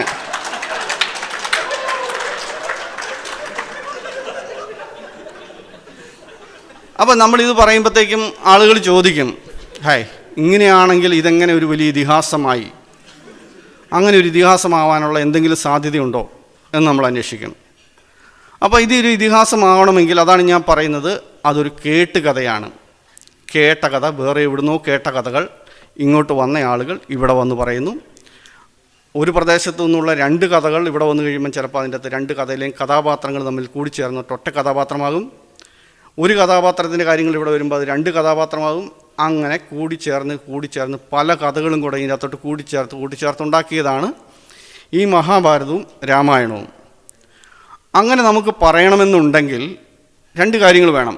ഒന്ന്, ഈ ഇതിനകത്ത് പറഞ്ഞിരിക്കുന്ന കഥകൾ വേറെ എവിടെയെങ്കിലും ഉണ്ടായിരിക്കണം. അതൊന്നും നമുക്ക് നോക്കാം. ഇനി വേറെ ഒരിടത്തുണ്ടായ മാത്രം പോരാ, അവിടെയുള്ള മനുഷ്യർ ഇങ്ങോട്ട് വന്നിരിക്കുകയും ചെയ്യണം, എന്നാലേ ഇവിടെ കഥ പറയാൻ പറ്റത്തുള്ളൂ. അതിനുള്ള സാഹചര്യങ്ങൾ എന്തൊക്കെയാണ് എന്ന് നമുക്ക് നോക്കാം. അതിൽ പ്രധാനമായിട്ടും ആദ്യമായിട്ടുള്ളത് മറ്റ് പ്രദേശത്തു നിന്ന് ആളുകൾ വന്നിരിക്കുന്നതിനുള്ളത് ഒന്ന് മൈഗ്രേഷനാണ്, ഹ്യൂമൻ മൈഗ്രേഷൻ. ഞാൻ ഇതേക്കുറിച്ച് വളരെ വിശദമായിട്ട് മുമ്പ് ഒരു പ്രഭാഷണത്തിൽ പറഞ്ഞിട്ടുണ്ട് പുറപ്പാടിൻ്റെ അകത്ത്, അതുകൊണ്ട് ഞാനിവിടെ വീണ്ടും ആവർത്തിക്കുന്നില്ല. ചുരുക്കി ഒന്ന് പറയാം. ഏതാണ്ട് 65,000 വർഷങ്ങൾക്ക് മുൻപ് ആഫ്രിക്കയിൽ നിന്നുമാണ് ഇന്ന് ജീവിച്ചിരിക്കുന്ന മനുഷ്യരുടെ പൂർവികർ ആഫ്രിക്കയിൽ നിന്ന് പുറപ്പെട്ടവരാണ്. നമ്മുടെ ജീനോമിക് സ്റ്റഡി നടത്തിയാൽ നമ്മുടെ പുറകോട്ട് ചെന്ന് കഴിഞ്ഞാൽ നമ്മൾ അവസാനിക്കുന്നത് L3 എന്ന് പറയുന്ന ഈ ഭാഗത്താണ്. എന്നാൽ ആഫ്രിക്കയിൽ L3 അല്ല, L0, L1, L2, L3 അങ്ങനെ കുറേ ഗ്രൂപ്പുകളുണ്ട്. അതിൽ ഈ L3യിൽ നിന്നും ഒരു വിഭാഗമാണ് ആദ്യം ആഫ്രിക്കയ്ക്ക് വെളിയിൽ കടന്നത്. അതിന് M എന്ന് പറയുന്നത് ആ ചുമന്ന നിറത്തിൽ വരച്ചിരിക്കുന്നത്. അവർ ഇന്ത്യൻ തീരം വഴി, ഒമാൻ തീരം വഴി, ഇന്ത്യൻ തീരം വഴി, ഇന്തോനേഷ്യ, അങ്ങനെ ഓസ്ട്രേലിയ, അങ്ങനെ അവർ കടന്നു പോയിട്ടുണ്ട്. കുറച്ച് നാളുകൾക്ക് ശേഷമുണ്ടായിരുന്ന രണ്ടാമത്തെ ഗ്രൂപ്പ്, L3യിൽ തന്നെ ഉണ്ടായിരുന്ന രണ്ടാമത്തെ വിഭാഗമാണ് N എന്ന് പറയുന്ന വിഭാഗം. അവർ കുറച്ചുകൂടി വടക്ക് ഭാഗത്തേക്ക്, യൂറോപ്പിൻ്റെ ഭാഗത്തേക്കായിട്ടാണ് സഞ്ചരിച്ചിരിക്കുന്നത്. അവർ പിന്നീട് പല ഭാഗത്തേക്കും പോയി. വടക്ക് ഭാഗത്തേക്ക് പോയി, പടിഞ്ഞാറ് ഭാഗത്തേക്ക് പോയി, കിഴക്ക് ഭാഗത്തേക്ക് പോയി. അവർ കിഴക്ക് ഭാഗത്തേക്ക് പോയത് എന്ന് പറയുന്നത് നമ്മുടെ ഏതാണ്ട് ചൈനയുടെ ആ ഭാഗത്ത് വഴി അങ്ങനെ കടന്നു പോയിട്ടുണ്ട്. അതിൻ്റെ അകത്തുനിന്ന് തന്നെ, എന്നിൻ്റെ അകത്തുനിന്ന് തന്നെ R എന്ന് പറയുന്ന മറ്റൊരു ഉപഭാഗം ഉണ്ടായി. അതുണ്ടായിരിക്കുന്നത് ഇന്നത്തെ ഉക്രൈൻ പ്രദേശത്ത് വെച്ചിട്ടാണ് ആറിൻ്റെ ഏറ്റവും പഴക്കം ചെന്ന ജീനുകൾ നമുക്ക് കണ്ടെത്താൻ പറ്റുന്നത്. ഈ ആറിൻ്റെ വിഭാഗങ്ങളും മറ്റു പല സ്ഥലങ്ങളിലേക്കും നമ്മൾ കടന്നു പോയിട്ടുണ്ട്. ഇനി ഇതിൽ നിങ്ങൾ B എന്ന് പറയുന്നു, ഇത് ഇന്ത്യയിലേക്ക് പ്രധാനമായിട്ട് 4 തരത്തിലുള്ള മൈഗ്രേഷനാണ് ഉണ്ടായിട്ടുള്ളത്. അതിലൊന്ന് ആദിമ ഇന്ത്യക്കാർ, അതാണ് നമ്മൾ ആദ്യം പറഞ്ഞ M എന്ന് പറയുന്ന വിഭാഗം. രണ്ടാമത്തേത് ഓസ്ട്രോ ഏഷ്യാറ്റിക് വംശജരാണ്. ഓസ്ട്രോ ഏഷ്യാറ്റിക് എന്ന് പറഞ്ഞ ഒരു ഭാഷാ ഗ്രൂപ്പാണ്. ഞാൻ പറഞ്ഞ ഹിസ്റ്റോറിക്കൽ ലിംഗ്വിസ്റ്റിക്, നമ്മൾ ഭാഷയെ ഇങ്ങനെ പരിശോധിച്ചെന്നാൽ ഭാഷ ഇങ്ങനെ ഒരു ചെയിനായിട്ട് കടന്നു പോയിരിക്കുന്നതായിട്ട് നമുക്ക് കാണാൻ സാധിക്കും. ഒരു പ്രദേശത്തെ ഒരു ഭാഷയും തൊട്ടടുത്തുള്ള ഭാഷയുമായിട്ടൊരു ബന്ധമുണ്ട്. അവിടുന്ന് അടുത്ത നാട്ടിൽ ചെല്ലുമ്പം ഒരു ബന്ധമുണ്ട്. ഇപ്പോൾ നമ്മൾ തിരുവനന്തപുരത്ത് നിന്നും കാസർഗോഡേക്ക് നടന്നു കഴിഞ്ഞാൽ തിരുവനന്തപുരത്തുള്ളവരുടെ ഭാഷ കുറച്ച് കഴിയുമ്പോൾ മാറും. ഈ തിരുവനന്തപുരംകാരൻ കാസർഗോഡുകാരൻ്റെ ഭാഷ കേട്ടാൽ അവനൊന്നും മനസ്സിലാവില്ല. പക്ഷേ രണ്ടും മലയാളമാണ്. ഇതെവിടെ വെച്ചാണ് ഇത് മാറുന്നത് നമുക്ക് കൃത്യം പറയാൻ പറ്റത്തില്ല. ചെറിയ ചെറിയ മാറ്റങ്ങളിലൂടെ ഈ ഭാഷയല്ല ഇങ്ങനെ ഒരു ലൈനായിട്ട് പോയിരിക്കുന്നത് കാണാൻ പറ്റും. അതായത് മനുഷ്യൻ ഏതെല്ലാം നടന്നു പോയിട്ടുണ്ടോ ആ ഭാഗത്ത് നമുക്ക് അവരുടെ ഭാഷ വെച്ച് നമുക്ക് മാർക്ക് ചെയ്യാൻ പറ്റും, അവരുടെ ജനിതകം വെച്ച് മാർക്ക് ചെയ്യാൻ പറ്റും, അവരുടെ അവശിഷ്ടങ്ങൾ വെച്ച് മനസ്സിലാക്കാൻ പറ്റും, അവരുടെ സംസ്കാരങ്ങൾ വെച്ച് നോക്കിയാൽ മനസ്സിലാക്കാൻ പറ്റും. ഇങ്ങനെയാണ് ഈ മൈഗ്രേഷനിൽ നമുക്ക് മനസ്സിലാക്കാൻ പറ്റുന്നത്. അപ്പോൾ ഈ ബി എന്ന് പറയുന്നത് ഓസ്ട്രോ ഏഷ്യാറ്റിക് ഭാഷ സംസാരിക്കുന്നവരാണ്. ഈ ഭാഷ സംസാരിക്കുന്നവർ ഇന്ത്യയിലുണ്ട്. ഇന്ത്യയിൽ ഖാസി, നമ്മുടെ പഴയ PS ആക്മയുടെ ഭാഷയാണ് ഖാസി എന്ന് പറയുന്ന ഇത്. മുണ്ട, ഗോപിനാഥ് മുണ്ട എന്നൊക്കെ പറയുന്ന അവരൊക്കെ സംസാരിക്കുന്ന അവരുടെ ട്രൈബൽ ലാംഗ്വേജാണ്. സന്താലി, നമ്മുടെ ഇപ്പോഴത്തെ പ്രസിഡൻറ്റ് ദ്രൗപദി മുർമു ഒക്കെ സംസാരിക്കുന്ന ഭാഷയാണ്. അതുപോലെ ഹോ, കോഡ, സോറ, ഖാരിയ അങ്ങനെയുള്ള ഒരുപാട് ഭാഷകളുണ്ട് ഈസ്റ്റേൺ സംസാരങ്ങളിൽ. അവരാണ് ഈ ഓസ്ട്രോ ഏഷ്യാറ്റിക് ഭാഷ സംസാരിക്കുന്നവർ. നമ്മുടെ കേരളത്തിൽ ഈ കുറുമ്പർ എന്ന് പറയുന്ന ഒരു വിഭാഗക്കാരുണ്ട്. അവരും ഈ ഓസ്ട്രോ ഏഷ്യാറ്റിക് വംശാവലി പിന്തുടരുന്നവരാണ്. അപ്പോൾ മനുഷ്യർ അതിലേക്ക് കടന്നു വന്നിട്ടുണ്ട്. നമ്മൾ ഈ ഭാഷ നോക്കിക്കഴിഞ്ഞാൽ ഈ സിന്താലി, ഈസ്റ്റേൺ സ്റ്റേറ്റുകളിലുള്ള ഈ ഭാഷകൾ നോക്കിക്കഴിഞ്ഞാൽ ഇന്തോനേഷ്യയിലും ലാവോസിലും അതുപോലെ വിയറ്റ്നാമിലും ഒക്കെ എഴുതുന്ന അവരുടെ തനത് ലാംഗ്വേജുമായിട്ട് വളരെ സാമ്യമുണ്ട്. ഇനി മറ്റൊന്നെന്ന് പറയുന്നത് ഞാൻ അവിടെ കൊടുത്തിരിക്കുന്ന ജി ആണ്. അത് ആദ്യം ഇവിടെ പോയിരുന്ന എമ്മിൻ്റെ ഒരു വിഭാഗവുമായിട്ട് ഈ സൈബീരിയൻ പ്രദേശത്തോടുകൂടി വന്ന മനുഷ്യർ ഇന്നത്തെ ഏതാണ്ട് കൊറിയ, ജപ്പാൻ അങ്ങനെയുള്ള ആ പ്രദേശത്തുകൂടി ചൈനീസ് ഭാഗത്തുകൂടി സഞ്ചരിച്ച് ഇന്ത്യയിലെത്തിയിട്ടുണ്ട്. ഇവരുടെ ഭാഷയ്ക്ക് കുറച്ചുകൂടി ചൈനീസ് ഭാഷയുമായിട്ടാണ് സാമ്യം. അതിനെ സീനോ ടിബറ്റൻ ലാംഗ്വേജ് എന്ന് പറയുന്നു. അങ്ങനെ മൂന്നാമത്തെ ആളുകൾ വന്നിട്ടുണ്ട്. നാലാമത്തെ ആളുകൾ ഇവിടെ നിന്ന് വന്നിരിക്കുന്ന 6 ഉപവിഭാഗങ്ങൾ, എം വന്നിട്ടുണ്ട്, എൻ വന്നിട്ടുണ്ട്, IJK TUV W ആ പറയുന്ന ഭാഷ ജനിതക വിഭാഗങ്ങളെല്ലാം തന്നെ ഇന്ത്യയിലേക്ക് എത്തിയിട്ടുണ്ട്. അപ്പോൾ ഇത്തരത്തിലുള്ള ആളുകൾ വരുന്നവരിലൂടെ കുറേ കഥകൾ ഇങ്ങോട്ട് വന്നിട്ടുണ്ട്. മറ്റൊന്ന് ട്രേഡ് റൂട്ടുകളാണ്. നമുക്കൊരുപാട് ട്രേഡ് റൂട്ടുകൾ ഇവിടെയുണ്ട്. 4000 BCക്ക് മുന്നേ ഉണ്ടായിരിക്കുന്ന റൂട്ടുകളുണ്ട്. സാൾട്ട് റൂട്ടുണ്ട്, ആംബർ റൂട്ടുണ്ട്, ഹോഴ്സ് റൂട്ടുണ്ട്, ടീ റൂട്ടുണ്ട്, സാൾട്ട് റൂട്ട്, ഇങ്ങനെ ഒരുപാട് റൂട്ടുകളുണ്ട്. അപ്പോൾ ഈ കച്ചവടം എന്നൊക്കെ പറഞ്ഞാൽ നമ്മളിന്ന് വിചാരിക്കുന്ന പോലെ രാവിലെ പോയി ഒരു ഫ്ലൈറ്റിന് പോയി വൈകുന്നേരം ബിസിനസ് മീറ്റിംഗ് കഴിഞ്ഞ് വൈകുന്നേരം വരുന്ന പോലെയല്ല. ഒരു കഴുതയുടെയോ കുതിരയുടെയോ ഒട്ടകത്തിൻ്റെയോ പുറത്ത് കുറേ സാധനങ്ങൾ വാങ്ങിക്കൊണ്ട് പോവുകയാണ്. മാസങ്ങളും ചിലപ്പോൾ വർഷങ്ങളും കഴിഞ്ഞിട്ടായിരിക്കും വരുന്നത്. അപ്പോൾ അവരെവിടെയും ചെന്ന് കഴിഞ്ഞാൽ ആ പ്രദേശത്തുള്ള മനുഷ്യരുമായിട്ട് മിങ്കിൾ ചെയ്ത് അവരുടെ നാട്ടിലെ വിശേഷങ്ങൾ പറയും, അവരുടെ നാട്ടിലെ സംഭവങ്ങൾ പറയും. സ്ഥിരം ചിലപ്പം വരുന്ന ഒരു പ്രദേശത്തൂടെ ആയിരിക്കും. ഇപ്പോൾ എൻ്റെയൊക്കെ ചെറുപ്പത്തിൽ ഞങ്ങളുടെ നാട്ടിൽ തമിഴ്നാട്ടിൽ നിന്ന് അണ്ണാച്ചിമാർ എന്ന് വിളിക്കുന്ന ഒരാൾക്കാർ ഇങ്ങനെ കച്ചവടത്തിന് വേണ്ടി വരും. ഈ അലുമിനിയം പാത്രം, ഓട്ടുപാത്രം ഇതൊക്കെ വരുന്നത്. അവർക്ക് നമ്മുടെ ഗ്രാമത്തിലുള്ള എല്ലാവരെയും അവർക്കും അറിയാം, ഈ ആളെ നമ്മുടെ ഗ്രാമത്തിലുള്ളവർക്കും അറിയാം. എന്ന് പറഞ്ഞ പോലെ ഒരു പ്രദേശത്ത് അവർ ചെല്ലുമ്പോൾ സ്ഥിരമായിട്ട് അവിടെ അവരുടെ നാട്ടുവിശേഷങ്ങൾ പറയും. ഇവിടുത്തെ വിശേഷങ്ങൾ ചെന്നിട്ട് അടുത്ത സ്ഥലത്ത് ചെല്ലുമ്പോൾ അവിടെ പറയും, അവിടുത്തെ വിശേഷങ്ങൾ മറ്റൊരിടത്ത് പറയും. ഇങ്ങനെ പല നാടുകളിലെയും വിശേഷങ്ങൾ പറയും. ഇതിൻ്റെ അകത്ത് പലതും ദൈവങ്ങളുമായിട്ടൊക്കെ ബന്ധപ്പെട്ടുള്ള പല കഥകളും ഉണ്ടാവുകയും ചെയ്യും. ചിലരെങ്കിലും അവിടുന്ന് തിരിച്ചു പോകാതെ അവിടെ കല്യാണമൊക്കെ കഴിച്ച് അവിടെ കൂടും. അങ്ങനെയാണെങ്കിൽ അയാൾ അടുത്ത തലമുറയാകുമ്പോഴത്തേക്കും അയാളുടെ ചെറുപ്പത്തിൽ കേട്ടിരുന്ന കഥകൾ മുഴുവൻ ഇവിടെ പറയും. ചിലപ്പോൾ ഇവിടുത്തെ പെണ്ണിനെയും കെട്ടിക്കൊണ്ട് അങ്ങോട്ട് പോകും. അവിടെ ചെന്ന് കഴിയുമ്പോൾ ഇവൾ അവിടെ ചെന്നിട്ട് അവളുടെ കഥകൾ പറയും. ഇവർ രണ്ടുപേരും കൂടെ ചിലപ്പോൾ മൂന്നാമത് മറ്റൊരു സ്ഥലത്തായിരിക്കും താമസിക്കുക. ഇങ്ങനെ കഥകൾ അങ്ങോട്ടും ഇങ്ങോട്ടും എല്ലാം സഞ്ചരിക്കും. മറ്റൊന്ന് യുദ്ധങ്ങളാണ്. ഇപ്പോൾ ഒരു രാജാവ് ഒരു രാജ്യത്തെ കീഴടക്കാനായിട്ട് വന്നു കഴിഞ്ഞാൽ അയാൾ വരുന്ന കൂട്ടത്തിൽ കുറേ സൈന്യം ഉണ്ടാവും. ഈ സൈന്യങ്ങൾ കുറേ പേരൊക്കെ അവിടെ നാട്ടിലൊക്കെ എങ്ങനെയും സെറ്റിലാകും. അല്ലെങ്കിൽ യുദ്ധം ജയിച്ചു കഴിഞ്ഞാൽ അവിടെ ഒരു ഗവർണർ ഭരണോ എന്തെങ്കിലും വരുത്തിയിട്ട് ഇതിനെ ഭരിക്കാൻ വേണ്ടി കുറേ ആളുകളെ ഉണ്ടാക്കും. തോറ്റു കഴിഞ്ഞാലോ ഇവരുടെ ഭടന്മാരെ പിടിച്ച് ഇവിടുത്തെ രാജാവ് പിടിച്ച് ജയിലിലിടും. അങ്ങനെ കഥകൾ അങ്ങോട്ടും ഇങ്ങോട്ടും മാറും. ഇനി ഇതൊന്നും അല്ലാത്ത പല മാർഗങ്ങളിലൂടെയും ആളുകൾ വന്നിട്ടുണ്ട്. ഇത് ഗുജറാത്തിലെ ജാംബൂർ എന്ന് പറയുന്ന ഒരു ഗ്രാമത്തിലെ ഒരു ചിത്രമാണ്. നമ്മൾ ആ ഗ്രാമത്തിൽ ചെന്നാൽ ഏതോ ആഫ്രിക്കയുടെ ഉൾനാടൻ ഗ്രാമങ്ങളിൽ ചെന്നായിട്ടേ തോന്നത്തുള്ളൂ. കാരണം ഇവിടുത്തെ മനുഷ്യർ മുഴുവൻ ആഫ്രിക്കൻ വംശം അതേപോലെ തന്നെയുള്ള മനുഷ്യരാണ്. ഇവരിൽ ക്രിസ്ത്യാനികളുണ്ട്, ഹിന്ദുക്കളുണ്ട്, മുസ്ലിങ്ങളുണ്ട്. ഏതോ കാലത്ത് ആഫ്രിക്കയിൽ നിന്ന് വന്ന അവരുടെ കുറേ ആചാരങ്ങളുമായിട്ട് വന്നിച്ച് അവരിവിടെ വന്നുമ്പം ക്രിസ്തുമതത്തിലേക്ക് വരുമ്പോഴത്തേക്ക് ഇവരുടെ ആചാരങ്ങളൊക്കെ കുറച്ച് ക്രിസ്ത്യൻ രീതികളിലേക്ക് മാറും. ഹിന്ദുമതത്തിലുള്ളവർ അവർ വേറെ തരത്തിലാവും, ഇസ്ലാമിലുള്ളവർക്ക് വേറെ തരത്തിലാവും. അതായത് ഒരേ ആചാരം തന്നെ കുറേ കാലങ്ങൾ കഴിയുമ്പം വ്യത്യസ്ത രൂപങ്ങളിലേക്ക് മാറും. അതേപോലെ തന്നെ ഇത് കർണാടകത്തിലുള്ള സിദ്ധികൾ എന്ന് പറയപ്പെടുന്ന മറ്റൊരു വിഭാഗക്കാരാണ്. അപ്പോൾ ഇവരെല്ലാവരും ഏതോ കാലത്ത് ഇവിടെ വന്നിരിക്കുന്നവരാണ്. അപ്പോൾ അങ്ങനെയുള്ള ആളുകളിലൂടെ നമ്മുടെ കഥകൾ അങ്ങോട്ടും ഇങ്ങോട്ടും ഒക്കെ കടന്നു വരും. അങ്ങനെയാണെങ്കിൽ ഇതിവിടെ വന്നിട്ടുണ്ടോ എന്ന് ചോദിക്കുമ്പം അതിനൊരു കാരണം പറയുന്നത് എങ്ങനെയാണ് മഹാഭാരതം ഉണ്ടായത്. മഹാഭാരതത്തിൻ്റെ പേര് താരതമ്യേന പുതിയ പേരാണ്. ഇതിന് മുൻപത്തെ പേര് ജയം എന്നുള്ളതായിരുന്നു. ആ ജയത്തിൽ വെറും 91 ശ്ലോകങ്ങൾ മാത്രമേ ഉണ്ടായിരുന്നുള്ളൂ എന്നാണ് പറയുന്നത്. അത് കുറേ കഴിഞ്ഞപ്പോഴത്തേക്കും 2000 ശ്ലോകങ്ങളുള്ള കുറേ കൂടി വലിയ ജയമാകുന്നു. 2400 ശ്ലോകങ്ങളാകുന്നു, 8000 ശ്ലോകങ്ങളാകുന്നു, 12000 ശ്ലോകങ്ങളാകുന്നു, 25000-ലധികം ശ്ലോകങ്ങളാകുന്നു. ഇപ്പം മഹാഭാരതം എന്ന് പറയുന്നതിൻ്റെ അകത്ത് ഏതാണ്ട് 1.5 ലക്ഷത്തിലധികം ശ്ലോകങ്ങളും പിന്നെ അഡീഷണലായിട്ട് ഈ ഭഗവത്ഗീത എന്ന് പറയുന്ന സാധനമുണ്ട്. അപ്പോൾ അത് അങ്ങനെ വരണമെന്നുണ്ടെങ്കിൽ ഇതിൽ പല കാലങ്ങളിലായിട്ട് കൂട്ടിച്ചേർത്ത് കേട്ട കഥയും പറഞ്ഞ കഥയും ഇതെല്ലാം കൂടെ കൂട്ടിച്ചേർത്ത് വന്നിട്ടുണ്ടാകും. ഇതിൻ്റെ അടിസ്ഥാനപരമായിട്ടുള്ള കഥ ഒരു പക്ഷേ സംഭവിച്ചിരിക്കാൻ സാധ്യതയുണ്ട്. ഇപ്പോൾ ഒരു പ്രദേശത്ത് ഒരു കുടുംബക്കാർ എന്തോ കാര്യത്തിന് സ്വത്തിന് വേണ്ടിയിട്ട് തമ്മിൽ തല്ലി ആ 2 കുടുംബത്തിലെ മുഴുവൻ ആളുകളും മരിച്ചുപോയി എന്നുള്ളത് ഒരു മോറൽ സ്റ്റോറി ആയിട്ട് ആളുകൾ പറഞ്ഞിരിക്കാം. കണ്ടോ, ആ കുടുംബക്കാരെ പോലെ ആയിരിക്കാം എന്ന് പറഞ്ഞിരിക്കുന്ന കഥയോട് പിന്നീട് പല കാലങ്ങളായിട്ട് കൂടിച്ചേർന്നിട്ടാണ് അത് ഈ രീതിയിലേക്ക് വന്നിരിക്കുന്നത്. അങ്ങനെയാണെങ്കിൽ ആ കഥകൾ വന്നിട്ടുള്ള മാർഗങ്ങൾ കൂടി നമുക്കൊന്ന് നോക്കാം. ഞാൻ ഈ ഗ്രീക്ക് ഇതിഹാസത്തിൽ നിന്നുള്ള ഏതാനും കാര്യങ്ങൾ പറയാം. ഒന്ന്, അർജുനനും അക്കില്ലസും. ഗ്രീക്ക് ഇതിഹാസത്തിലെ അക്കില്ലസുമായിട്ട് അർജുനന് വലിയ സാമ്യമുണ്ട്. അർജുനെക്കുറിച്ച് പറയുന്നത് അർജുനൻ പോരാളിയാണ്, വില്ലാളി വീരനാണ്, ഞൊടിയിട കൊണ്ട് പറക്കുന്ന പക്ഷിയെപ്പോലും അമ്പെയ്ത് വീഴ്ത്തുന്നവനാണ്. അർജുൻ്റെ അമ്മ കുന്തി, അച്ഛൻ ശരിക്കുമുള്ള അച്ഛൻ ഇന്ദ്രൻ, വളർത്തുപിതാവ് പാണ്ഡു. ഇവിടെ അക്കില്ലസിൻ്റെ കാര്യം നോക്കിക്കഴിഞ്ഞാൽ ഇതുപോലെയൊക്കെ തന്നെയാണ്. യുദ്ധം ചെയ്യുമ്പോൾ എതിരാളികൾക്ക് പോലും കാണാൻ പറ്റാത്തത്ര വേഗത്തിലാണ് പുള്ളി സഞ്ചരിക്കുന്നത്. മാതാവ് ദേവതയായിരിക്കുന്ന തേറ്റിസ്, പിന്നെ ഈ സ്ത്രീക്കും ഇതേപോലെ തന്നെ കുന്തിക്ക് കിട്ടിയ പോലെ ആരിൽ നിന്ന് വേണമെങ്കിലും എപ്പോൾ വേണമെങ്കിലും നിനക്ക് പ്രാർത്ഥിച്ച് ഗർഭം ധരിക്കാമെന്നൊരു വരം കിട്ടുന്നു. അങ്ങനെ പീലിയോസിൽ നിന്നും ഗർഭം ധരിക്കുന്നു.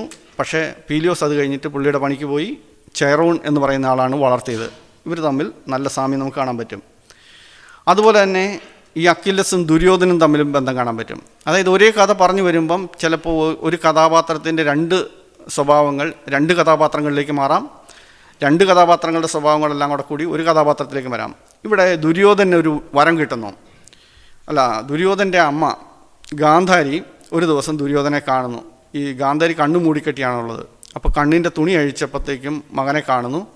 അപ്പോൾ ഒരു ചെറിയ തോർത്തെടുത്തുകൊണ്ടാണ് ദുര്യോധനൻ നിൽക്കുന്നത്. അപ്പോൾ അമ്മയുടെ കണ്ണ് പതിഞ്ഞ് അത്രയും ഭാഗം അജയ്യമായി എന്നാണ് പറയുന്നത്. അതുകൊണ്ട് ദുര്യോധനെ ഈ തുടയിലടിച്ച് മാത്രമേ കൊല്ലാൻ പറ്റത്തുള്ളൂ. അതേപോലെ തന്നെ അക്കില്ലസിൻ്റെ കാര്യത്തിലുമുണ്ട്. അക്കില്ലസ് ഉണ്ടായി കഴിഞ്ഞപ്പോഴത്തേക്കും തേറ്റിസ് സ്റ്റിങ്സ് നദിയിലേക്ക് ഇവൻ്റെ കാലെ പിടിച്ചിട്ട് മുക്കി. അപ്പോൾ അമ്മയുടെ കൈ പിടിച്ച് അത്രയും ഭാഗം നദിയിൽ മുങ്ങാത്തത് കൊണ്ട് ആ ഭാഗം ഒഴികെ ബാക്കി എല്ലാ ഭാഗവും അജയ്യമായി തീർന്നു. അതുകൊണ്ട് അക്കില്ലസിനെ കൊല്ലണമെന്നുണ്ടെങ്കിൽ ഈ കാലിൻ്റെ ഈ കുതികാലിൽ തകർത്ത് മാത്രമേ പുള്ളിയെ കൊല്ലാൻ പറ്റത്തുള്ളൂ. ഇനി ഇത് തന്നെ കൃഷ്ണനും അക്കില്ലസും തമ്മിൽ ബന്ധം കാണാൻ പറ്റും. ഒന്ന്, അക്കില്ലസിനെ ഈ കുതികാലിൽ അമ്പ് ചെയ്താണ് കൊന്നത്. അതുപോലെ തന്നെ ശ്രീകൃഷ്ണനെയും അതേപോലെ ഈ കുതികാലിൽ അമ്പ് ചെയ്താണ് കൊന്നത്. ഇനി ഭീഷ്മരും അക്കില്ലസും തമ്മിൽ നോക്കാം. ഗംഗാ നദിയുടെ പുത്രനാണ് ഭീഷ്മർ, തേറ്റീസ് നദിയുടെ പുത്രനാണ് അക്കില്ലസ്. ഭീഷ്മർ അവസാനം മരിക്കുമ്പോഴത്തേക്കും ഗംഗാനദി തിരികെ തന്നിലേക്ക് മകനെ കൂട്ടിക്കൊണ്ടു പോകുന്നു. അതുപോലെ തന്നെ അക്കില്ലസ് മരിക്കുമ്പോഴും തീറ്റിസ് അതേപോലെ തന്നിലേക്ക് കൂട്ടിക്കൊണ്ടു പോകുന്നു. ഇവർ 2 പേരും നിത്യബ്രഹ്മചാരികളായിരുന്നു. ഈ യുദ്ധം നടക്കുന്നുണ്ടെങ്കിലും ഭീഷ്മർ കൗരവപക്ഷത്ത് നിന്നാലും പാണ്ഡവരോട് വലിയ വാത്സല്യം കാണിച്ചിരുന്ന ഒരാളായിട്ടാണ് കാണിക്കുന്നത്. അതുപോലെ തന്നെ അവിടെയും ഈ ട്രോജൻ അക്കിയൻ വാറിൻ്റെ അകത്തും ഇദ്ദേഹം അക്കിയൻ പക്ഷത്താണെങ്കിലും ട്രോജൻസിനോട് വലിയ സ്നേഹം കാണിക്കുന്നതായിട്ട് ഇതിൻ്റെ അകത്ത് കാണാൻ പറ്റും. ഇനി കൃഷ്ണനും ഹെറാക്ലിസും. കൃഷ്ണൻ വിഷ്ണുവിൻ്റെ അവതാരമാണ്. ഹെറാക്ലിസ് അവിടുത്തെ ഉന്നതനായിട്ടുള്ള ദൈവമായിരിക്കുന്ന സിയൂസിൻ്റെ അവതാരമാണ്. കൃഷ്ണനെ കൊല്ലാനായിട്ട് പൂതന വരുന്നു. സ്ഥലങ്ങളിൽ വിഷം തേച്ചിട്ട് കുട്ടി അത് കുടിക്കുമ്പോൾ അതിനെ കൊല്ലാനായിട്ടാണ് വരുന്നത്. പക്ഷേ കൃഷ്ണൻ എന്ത് ചെയ്തു?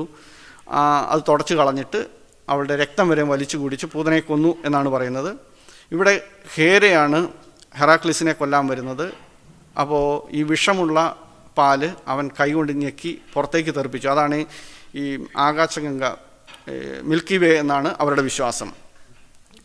അതുപോലെ തന്നെ ശ്രീകൃഷ്ണനെ കൊല്ലാൻ വേണ്ടിയിട്ട് കാളിയൻ എന്ന് പറയുന്ന 100 തലയുള്ള ഒരു പാമ്പ് വരുന്നു. ശ്രീകൃഷ്ണൻ അതിനെ ചവിട്ടിക്കൂട്ടി കൊല്ലുന്നു. അതേപോലെ തന്നെ ഹെറാക്ലിസിനെ കൊല്ലാൻ വേണ്ടിയിട്ട് ലർണിയൻ ഹൈഡ്ര എന്ന് പറയുന്ന ഒരെണ്ണം വരുന്നു. അതിനെ ഹെറാക്ലിസും കൊല്ലുന്നു. ശ്രീകൃഷ്ണന് 3 ഭാര്യമാരും 16,000 എത്രയെങ്ങാണ്ട് വേറെ കാമുകിമാരുമാണ് ഉള്ളത്. അതുപോലെ തന്നെ ഹെറാക്ലിസിനും മെഗാര, ഡയനേര, ഒംഫാലെ എന്ന് പറയുന്ന 3 പ്രധാന ഭാര്യമാരും അനേകം കാമുകിമാരും. ശ്രീകൃഷ്ണനാണ് രാധ, രുക്മിണി, സത്യഭാമ. ഇനി ശ്രീകൃഷ്ണനെ കൊല്ലാനായിട്ട് അമ്മാവൻ കംസന് വലിയ ശത്രുതയുണ്ട്. ഇവിടെ ഹെറാക്ലിസിനുമായിട്ട് പിതാവിൻ്റെ ഭാര്യ ഹേരയുടെ ശത്രുതയുമുണ്ട്. കൃഷ്ണൻ്റെ സന്തത സഹചാരിയായിട്ട് ബലരാമനുണ്ട്. അവിടെ ഹെറാക്ലിസിന് എപ്പോഴും കൂട്ടത്തിൽ ഇഫിക്ലിസ് എന്ന് പറയുന്ന ഒരു സന്തത സഹചാരിയുണ്ട്. ഇനി ഇതിൻ്റെ യുദ്ധം നമുക്ക് നോക്കാം.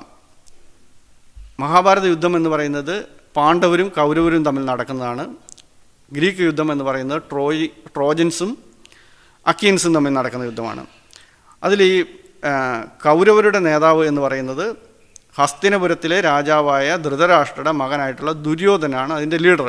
ഒന്ന് നോക്കുക, ഹസ്തിനപുരത്തിലെ രാജാവായ ധൃതരാഷ്ട്രയുടെ മകനാണ്.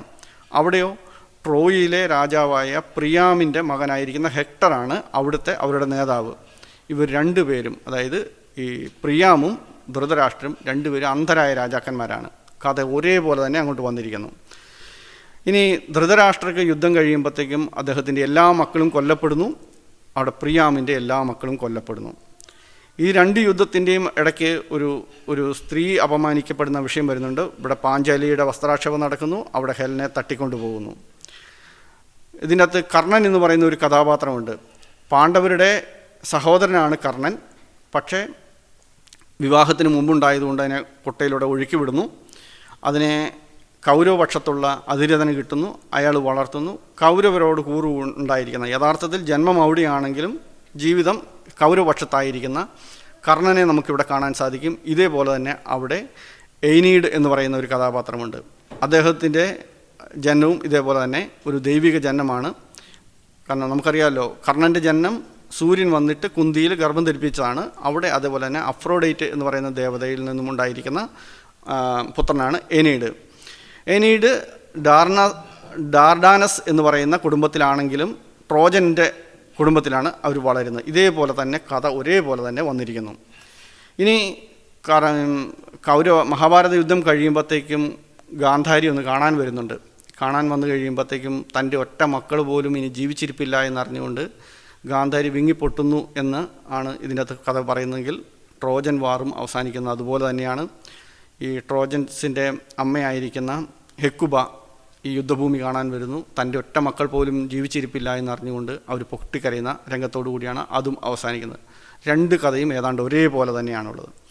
ഇനി ഇതിൻ്റെ അകത്ത് മഹാഭാരത യുദ്ധത്തിൽ ദൈവങ്ങൾ വന്ന് പക്ഷം പിടിക്കുന്ന കാണാം. അതിൻ്റെ അകത്ത് കൃഷ്ണനുണ്ട്, ശിവനുണ്ട്, ഇന്ദ്രനുണ്ട്, ദുർഗയുണ്ട്, വിഷ്ണുവുണ്ട്, യമനുണ്ട്. ഇവരെല്ലാം 2 ഭാഗത്തും അങ്ങോട്ടും ഇങ്ങോട്ടും മാറി മാറി സഹായിക്കുന്നു. ഇതേപോലെ തന്നെയാണ് ട്രോജൻ വാറിൽ Zeus, Athena, Hera, Poseidon, Apollo, Ares, Hermes എന്നിവരെല്ലാം പക്ഷം പിടിക്കുന്നതായിട്ട് നമുക്ക് കാണാൻ സാധിക്കും. കുന്തിക്ക് വിവാഹത്തിന് മുൻപൊരു മകനുണ്ടായിരുന്നു എന്ന് പറഞ്ഞല്ലോ. ഇതേപോലെ തന്നെ ഗ്രീക്ക് ഇതിഹാസത്തിൽ ഹെറാക്ലിസ് സിയൂസ് ദേവന് അക്മെൻ എന്ന് പറയുന്ന സ്ത്രീയിലുണ്ടായിരിക്കുന്ന മകനാണ് ഹെറാക്ലിസ്. അതുപോലെ തന്നെ ഈ കർണനെ ഈ കൊട്ടയിലാക്കി ഒഴുക്കി വിടുകയാണ് ചെയ്യുന്നത് കുന്തി. ഇതേ കഥ തന്നെ ഒരുപാട് കഥകളുണ്ട്. അക്കാഡിലെ സാർഗൻ്റെ കഥ എന്നതാണ്. അദ്ദേഹത്തിൻ്റെ അമ്മ അവിടുത്തെ ഒരു പ്രീസ്റ്റായിരുന്നു. അപ്പോൾ അവിടുത്തെ പ്രീസ്റ്റ് വിവാഹം കഴിയും ബ്രഹ്മചാരിണികളായിരിക്കണം. അപ്പോൾ അവർക്കൊരു കുട്ടി ഉണ്ടായപ്പം അവർ ആ കുട്ടിയെ കൂടയിലാക്കി ഒഴുക്കി വിട്ടു. അതാണ് പിന്നീട് അക്കേഡ് സാമ്രാജ്യത്തിൻ്റെ രാജാവായി മാറിയിരിക്കുന്ന സാർഗൺ എന്നാണ് അവരുടെ കഥ. ഇതുതന്നെയാണ് ബൈബിളിലെ മോശയുടെ കഥ. മോശ ഉണ്ടായിക്കഴിഞ്ഞപ്പോഴത്തേക്കും കുട്ടയിലാക്കി ഒഴുക്കി കിട്ടുന്നു. അതുപോലെ തന്നെ ഈഡിപ്പസിൻ്റെ കഥയിലും ഇതേപോലെ തന്നെ കഥകൾ അങ്ങോട്ടും ഇങ്ങോട്ടും വന്നിരിക്കുന്നതായിട്ട് കാണാൻ പറ്റും. അതേപോലെ മഹാഭാരതത്തിൽ ഹരിശ്ചന്ദ്രൻ എന്ന് പറയുന്ന ഒരു സത്യവാൻ്റെ കഥ പറയുന്നുണ്ട്. അതായത് ഒരിക്കൽ ഈ ദുർവാസാവും വസിഷ്ഠനും തമ്മിൽ സംസാരിച്ചുകൊണ്ടിരിക്കുമ്പം ഈ ഹരിചന്ദ്രൻ്റെ കാര്യം പറയുന്നു. വസിഷ്ഠൻ പറയുന്നു അവൻ സത്യസന്ധനാണ്, നുണയൊന്നും പറയില്ല എന്ന് പറയുന്നു. അപ്പം ഇദ്ദേഹം പറയുന്നു, ദുർവാസാവ് പറയുന്നു അവൻ വേണ്ടി വന്ന അവൻ നുണയൊക്കെ പറയും എന്ന് പറയുന്നു. അവരതിനനുസരിച്ച് ഒരു പന്തയം നടത്തുന്നു. ആ പന്തയത്തിൽ കരുവാക്കാൻ വേണ്ടിയിട്ട് ഇദ്ദേഹത്തിൻ്റെ രാജ്യാവകാശം നഷ്ടപ്പെടുത്തുന്നു, ഇദ്ദേഹത്തിന് അസുഖങ്ങൾ വരുത്തുന്നു. ഇദ്ദേഹത്തിൻ്റെ ഭാര്യയെ പിടിച്ചുകൊണ്ട് പോയി അടുത്ത രാജാവ് വീട്ടുജോലിക്ക് നിർത്തുന്നു, മക്കളെ കൊല്ലുന്നു. എല്ലാം കഴിഞ്ഞപ്പോഴത്തേക്ക് അവസാനം ദുർവാസാവ് പറയുന്നു, ശരിയാണ് നിങ്ങൾ പറഞ്ഞാൽ അവൻ കള്ളം ഇതുവരെ പറഞ്ഞിട്ടില്ല എന്ന് പറയുന്നു. ഇത് തന്നെ ബൈബിളിൽ ഇയ്യോബിൻ്റെ പുസ്തകം എന്ന് പറഞ്ഞൊരു പുസ്തകത്തിൽ ആ കഥ അതേപടി തന്നെ എഴുതിയിട്ടുണ്ട്. ജോബിന് സത്യവാനാണ്, ദൈവത്തെ ദൈവവും പിശാചും തമ്മിൽ ഒരു തർക്കം ഉണ്ടാകുന്നു. അപ്പോൾ പിശാച് പറയുന്നു അവൻ വേണ്ടി വന്നാൽ നിന്നെ തള്ളിപ്പറയുമെന്ന് പറയുന്നു. ദൈവം പറഞ്ഞു തള്ളിപ്പറയില്ല, നമുക്ക് നോക്കാമെന്ന് പറയുന്നു. ഇതേപോലെ തന്നെ ഇവൻ്റെ എല്ലാം നഷ്ടപ്പെടുത്തി, അവൻ്റെ സ്വത്ത് നഷ്ടപ്പെടുത്തി, ഭാര്യയെ നഷ്ടപ്പെടുത്തി, മക്കളെ നഷ്ടപ്പെടുത്തി. അവസാനം പിശാച് പറയുന്നു ശരിയാണ് ദൈവമേ നീ പറഞ്ഞതാണ് ശരി എന്ന് പറയുന്നതായിട്ട് അതിൻ്റെ അകത്ത് കാണാൻ പറ്റും. ഇനി ഭഗവത്ഗീത ഈ ആകുലചിത്തനായിട്ടിരിക്കുന്ന അർജുനൻ്റെ അടുക്കൽ വന്നിട്ട് ശ്രീകൃഷ്ണൻ പറഞ്ഞു കൊടുക്കുന്ന ഉപദേശമാണ്, നീ അങ്ങനെ ചെയ്യുക, നിൻ്റെ ജീവിതത്തിന് പ്രത്യേകിച്ച് നമ്മുടെ ആരുടെയും ജീവിതമൊന്നുമല്ല, ഇതൊക്കെ നേരത്തെ തീരുമാനിക്കപ്പെട്ടിരിക്കുന്ന കാര്യമാണ്, നീ ചെയ്താൽ മാത്രം മതി, കൊന്നാൽ മാത്രം മതി എന്നൊക്കെ പറയുന്ന കുറേ ഉപദേശങ്ങളാണ്. ജീവിതത്തിൻ്റെ അർത്ഥം, വിധി, അങ്ങനെയുള്ള കുറേ കാര്യങ്ങളാണ്. ഇത് തന്നെ ഗ്രീക്ക് ഇതിഹാസത്തിലുമുണ്ട്. അതിൻ്റെ അകത്ത് നെസ്റ്റർ കൗൺസിൽ എന്ന് പറയുന്നത് ട്രോജൻ യുദ്ധത്തിൽ നിന്നും മനസ്സുമെടുത്ത് പിന്മാറാൻ തുനിയുന്ന അഗമെമ്നോന് നെസ്റ്റർ കൊടുക്കുന്ന ഉപദേശമാണ് ഈ നെസ്റ്റർ കൗൺസിൽ എന്ന് പറയുന്നത്. അതിലും ഇതേപോലെ തന്നെ ജീവിതത്തിൻ്റെ അർത്ഥം, വിധി, അഭിമാനം, പരിണിതഫലങ്ങൾ, യോദ്ധാവിൻ്റെ കടമ എന്നതെല്ലാം അവർ വിശദമായിട്ട് പറയുന്നുണ്ട്. ഇത് നമ്മൾ ബൈബിൾ നോക്കിയാലും ഏതാണ്ട് ഇതേപോലെ കുറേ കാര്യങ്ങൾ വരാം. അപ്പോൾ അതുകൊണ്ട് ബൈബിൾ നോക്കിയാണ് ഭഗവത്ഗീത കോപ്പി അടിച്ചതെന്നോ ഭഗവത്ഗീത നോക്കിയാണ് ബൈബിൾ കോപ്പി അടിച്ചതെന്നോ അർത്ഥമാക്കേണ്ടതില്ല. ഇതെല്ലാം ഒരു കാലത്ത് മനുഷ്യൻ എവിടേക്കോ പറഞ്ഞിരുന്ന അവൻ്റെ ചിന്തകളിൽ നിന്നും രണ്ടിടത്തിലേക്കും ഒരേപോലെ വന്നിട്ടുണ്ടോ എന്നുള്ളതാണ്. പൊതുവിൽ ബൈബിളിൽ വിധി എന്ന് പറയുന്നൊരു സംഭവമില്ല. കാരണം അത് ദൈവത്തിൻ്റെ നിശ്ചയമായിട്ടാണ് എല്ലാം പറയുന്നത്. പക്ഷേ ബൈബിളിൽ ഒരു ഭാഗത്ത് വളരെ കൃത്യമായിട്ട് ഭഗവത്ഗീതയിൽ പറഞ്ഞിരിക്കുന്ന പോലെ വിധിയെ അക്നോളജ് ചെയ്യുന്ന ഒരു ഭാഗമുണ്ട്. അതിതാണ് എക്ലേസ്യാസ്റ്റിക്, അതായത് സഭാപ്രഭാഷകൻ എന്ന് പറയുന്ന പുസ്തകത്തിൽ. എല്ലാറ്റിനും ഒരു സമയമുണ്ട്, ആകാശത്തിന് കീഴിലുള്ള സകല കാര്യത്തിനും ഒരു കാലമുണ്ട്. ജനിപ്പാനൊരു കാലം, മരിപ്പാനൊരു കാലം, നടുവാനൊരു കാലം, നട്ടത് പറിപ്പാനൊരു കാലം, കൊല്ലുവാനൊരു കാലം, സൗഖ്യമാക്കാനൊരു കാലം, ഇടിച്ചു കളയുവാനൊരു കാലം, പണിയുവാനൊരു കാലം, കരയാനൊരു കാലം, ചിരിക്കാനൊരു കാലം, വിലപിക്കാനൊരു കാലം, നൃത്തം ചെയ്യാനൊരു കാലം. ഇങ്ങനെ എല്ലാം ദൈവം നേരത്തെ നിശ്ചയിച്ച് വെച്ചിരിക്കുന്നതാണ്. ഇതെല്ലാം വിധിയാണ് എന്ന് പറയുന്ന ഭാഗമുണ്ട്. അതുതന്നെയാണ് ഇവിടെ പറഞ്ഞിരിക്കുന്നത്. സംഭവിച്ചതെല്ലാം നല്ലതിന്, സംഭവിക്കുന്നതും നല്ലതിന്, ഇനി സംഭവിക്കാൻ പോകുന്നതും നല്ലതിന്. നഷ്ടപ്പെട്ടതിനെ ഓർത്ത് നീ എന്തിനു ദുഃഖിക്കുന്നു? ഇതെന്തെങ്കിലും നീ കൊണ്ടുവന്നതാണോ? നശിച്ചതെന്തെങ്കിലും നീ സൃഷ്ടിച്ചതാണോ? നേടിയതെല്ലാം നിനക്ക് ഇവിടുന്ന് കിട്ടിയതാണ്, അതുകൊണ്ട് ഒന്നിനെക്കുറിച്ചും നീ വറി ചെയ്യേണ്ട, ഇതൊക്കെ മുറ പോലെ വരും എന്ന് പറയുന്ന അതേ ആശയം തന്നെയാണ് ബൈബിളിലും കാണാൻ പറ്റുന്നത്. ഇതേപോലെ തന്നെ ഉള്ള ഭഗവത്ഗീതയ്ക്ക് തുല്യമായിരിക്കുന്ന ഏതാണ്ട് അതേ അർത്ഥത്തിൽ വരുന്ന ഒരുപാട് കൃതികൾ നമുക്ക് കാണാൻ സാധിക്കും. താവോയിസത്തിൽ താവോ തേ തി ചിങ് എന്ന് പറയുന്ന പറഞ്ഞുകൊണ്ട്, ബുദ്ധമതത്തിൽ ധമ്മപാദ സുത്ത എന്ന് പറയുന്നതിൻ്റെ അകത്ത് ഇതിൻ്റെ ഈച്ച കോപ്പി തന്നെയാണ്. അതുപോലെ തന്നെ കൺഫ്യൂഷ്യസ് കോട്ട്സ് എന്ന് പറയുന്നത് ഏതാണ്ട് ഒട്ടുമിക്കതും ഈ ഇതിൻ്റെ അകത്ത് ഭഗവത്ഗീതയ്ക്കകത്ത് വരുന്നതാണ്. സ്റ്റോയിക് ഇതിഹാസമായ എൻകിരിഡിയോൻ്റെ അകത്തും ഇതേ ഉപദേശങ്ങൾ തന്നെ നമുക്ക് കാണാനായിട്ട് സാധിക്കും. ഇനി ഹെലൻ ഓഫ് ട്രോയ് നമ്മൾ കേട്ടിട്ടുണ്ടാകും. അതും സീതയും, രാമായണത്തിലെ സീതയും തമ്മിൽ വലിയ ബന്ധമുണ്ട്. മൈസീനിയിലെ രാജാവായിരുന്ന മെലനോസിൻ്റെ ഭാര്യയായ ഹെലനെ ട്രോയിലെ രാജാവായിരിക്കുന്ന പാരീസ് തട്ടിക്കൊണ്ടു പോകുന്നു. അപ്പം ചേട്ടൻ പറഞ്ഞ് അനിയനുമായിട്ട് ആലോചിക്കുന്നു. അനിയനായിട്ടുള്ള അഗമെമ്നോസും വരുന്നു. ഇവർ രണ്ടുപേരും സൈന്യവുമായിട്ട് ട്രോയിയെ ആക്രമിക്കാനായിട്ട് പോകുന്നു. അവിടെ പോയി ആക്രമിച്ച് ഹെലനെ വീണ്ടെടുത്ത് ഹെലനയുമായിട്ട് തിരിച്ചിവിടെ വരുന്നു. ഇവിടെ വരുമ്പോഴത്തേക്കും ഈ ഹെലൻ്റെ ചരിത്രത്തിൽ ഇദ്ദേഹത്തിന് സംശയം തോന്നുന്നു. നാട്ടുകാർ പറയുന്നു അദ്ദേഹം ഹെലനെ ഉപേക്ഷിക്കുന്നു. ഇതാണ് ഹെലൻ ഓഫ് ട്രോയിയുടെ കഥ. ഇതേ കഥ തന്നെയാണ് രാമായണം. അതായത് രാമൻ്റെ ഭാര്യയായിരിക്കുന്ന സീതയെ രാവണൻ തട്ടിക്കൊണ്ടുപോകുന്നു. അപ്പോൾ രാമനും രാമൻ്റെ സഹോദരൻ ലക്ഷ്മണനും കൂടി യുദ്ധത്തിന് വേണ്ടി അവിടെ പോകുന്നു. അവിടെ ചെന്ന് സീതയെ പിടിച്ചുകൊണ്ട് വന്നു കഴിയുമ്പോൾ ഇവിടെ അലക്കുകാരി പറയുന്നു, നിൻ്റെ ഭാര്യ ഇത്രയും നാളും അവൻ്റെ കൂടെ താമസിച്ചതല്ലേ എന്ന് ചോദിക്കുന്നു. നാണക്കേടാവുന്നു, ഭാര്യയെ ഉപേക്ഷിക്കുന്നു. പിന്നെ പോയി ഇയാൾ പുഴയിൽ ചാടി ആത്മഹത്യ ചെയ്യുന്നു. ഇതാണ് രാമായണത്തിൻ്റെ കഥ. രണ്ടും ഏതാണ്ട് ഒരേപോലെ തന്നെയാണ് വന്നിരിക്കുന്നത്. ഇനി ജയദ്രഥ വധവും ഹെക്ടർ വധവും. ഈ മഹാഭാരതത്തിൽ ജയദ്രഥനെ കൊല്ലുന്നൊരു ഭാഗമുണ്ട്. ജയദ്രഥൻ അഭിമന്യുവിനെ വധിക്കുന്നു. അപ്പോൾ അർജുനൻ കോപം കൊണ്ട് ജ്വലിച്ചിട്ട് പറഞ്ഞു, നാളെ സൂര്യൻ അസ്തമിക്കുന്നതിന് മുമ്പ് അവനെ ഞാൻ കൊല്ലും എന്ന് പറയുന്നു. അപ്പം സൂര്യൻ അസ്തമിക്കുന്നതിന് മുമ്പ് കൊന്നില്ലെങ്കിൽ ഞാൻ ആത്മഹത്യ ചെയ്യും. അപ്പോൾ ജയദ്രഥൻ എന്ത് ചെയ്തു? പിറ്റേ ദിവസം വരെയും ഒളിച്ചിരുന്നാൽ മതിയല്ലോ എന്ന് പറഞ്ഞിട്ട് ഇവരെ കൊണ്ട് ഒളിപ്പിച്ച് വെക്കുന്നു. അപ്പോൾ അതിൻ്റെ ഇടയ്ക്ക് ദൈവങ്ങളെല്ലാം കൂടി ആലോചിക്കുന്നു, ഇല്ലെങ്കിൽ അർജുനൻ മരിച്ചു പോകും. ഒരു ഇതായിട്ട് സൂര്യനെ മറയ്ക്കുന്നു. സന്ധ്യ എന്ന് വിചാരിച്ചുകൊണ്ട് ജയദ്രഥൻ തലപൊക്കി നോക്കുമ്പം അന്നേരം അമ്പെയ്ത് കൊല്ലുന്നു എന്നാണ് അതിൻ്റെ കഥ. ഇതുതന്നെയാണ് ഈ ഗ്രീക്ക് ഇതിഹാസത്തിലുമുള്ള അക്കില്ലസിൻ്റെ ആത്മാർത്ഥ സുഹൃത്തായ പെട്രോക്ലിസിനെ ഹെക്ടർ കൊല്ലുന്നു. നോക്കുക, ആ കഥാപാത്രങ്ങൾ തമ്മിലുള്ള ബന്ധം നോക്കുക. കൗരവപക്ഷം, ഇവരുടെ പക്ഷവും.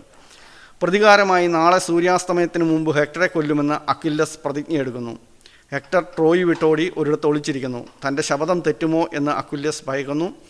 ഗ്രീക്ക് ദൈവങ്ങൾ ഹെക്ടറെ അക്കില്ലസിന് കാണിച്ചു കൊടുക്കുന്നു. അങ്ങനെ അക്കില്ലസ് ഹെക്ടറെ കൊന്ന് മൃതദേഹം ഇതേപോലെ വലിച്ചഴച്ച് ട്രോയിലേക്ക് കൊണ്ടുവരുന്നു. രണ്ട് കഥകളും ഏതാണ്ട് ഒരേപോലെ തന്നെയാണ് നമുക്ക് കാണാൻ പറ്റുന്നത്. ഇതേപോലെ തന്നെയാണ് സമ്പാദി ജഡായുവിൻ്റെയും ഇക്കാറസ് ഡീഡിലസിൻ്റെയും കഥ. നമ്മുടെ ഇവിടെയുണ്ട് രണ്ട് പക്ഷികൾ, ചേട്ടനും അനിയനും. അവർ പറന്ന് സൂര്യനടുത്തോട്ട് ഇങ്ങനെ പറന്ന് പോവാണ്.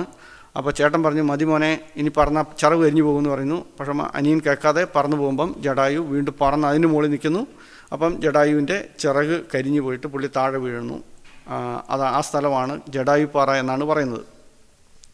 ഇതേപോലെ തന്നെയാണ് ഗ്രീക്ക് ഇതിഹാസത്തിലും ഇക്കാറസും ഡീഡിലസും. അപ്പം ഡീഡിലസും ഇക്കാറസും കൂടെ സ്വന്തമായിട്ട് ചിറകൊക്കെ ഉണ്ടാക്കി അവരും പറന്നു പോകാൻ തുടങ്ങുന്നു. സൂര്യൻ്റെ അടുത്തേക്ക് പറന്നു പോകാൻ തുടങ്ങുന്നു.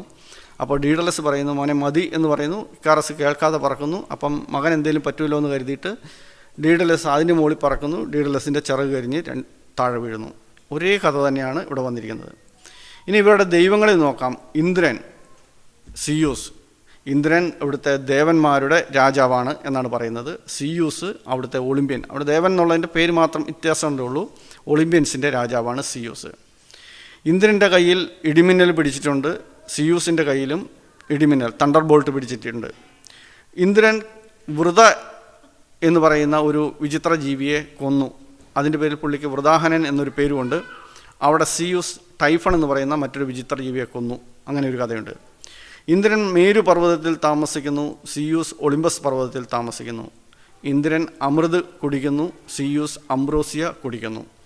രണ്ടുപേർക്കും സ്ത്രീകളുമായിട്ടുള്ള ബന്ധം എല്ലാവർക്കും അറിയാം. അതേപോലെ തന്നെ യമനും ഹെയ്ഡസും. യമൻ എന്ന് പറയുന്നത് നമ്മുടെ ഇവിടെ മരണത്തിൻ്റെ ദേവനാണ്. ഹെയ്ഡസ് അവിടുത്തെ മരണത്തിൻ്റെ ദൈവമാണ്. രണ്ടുപേരും പാതാളത്തിൻ്റെ അധിപതികളാണ്.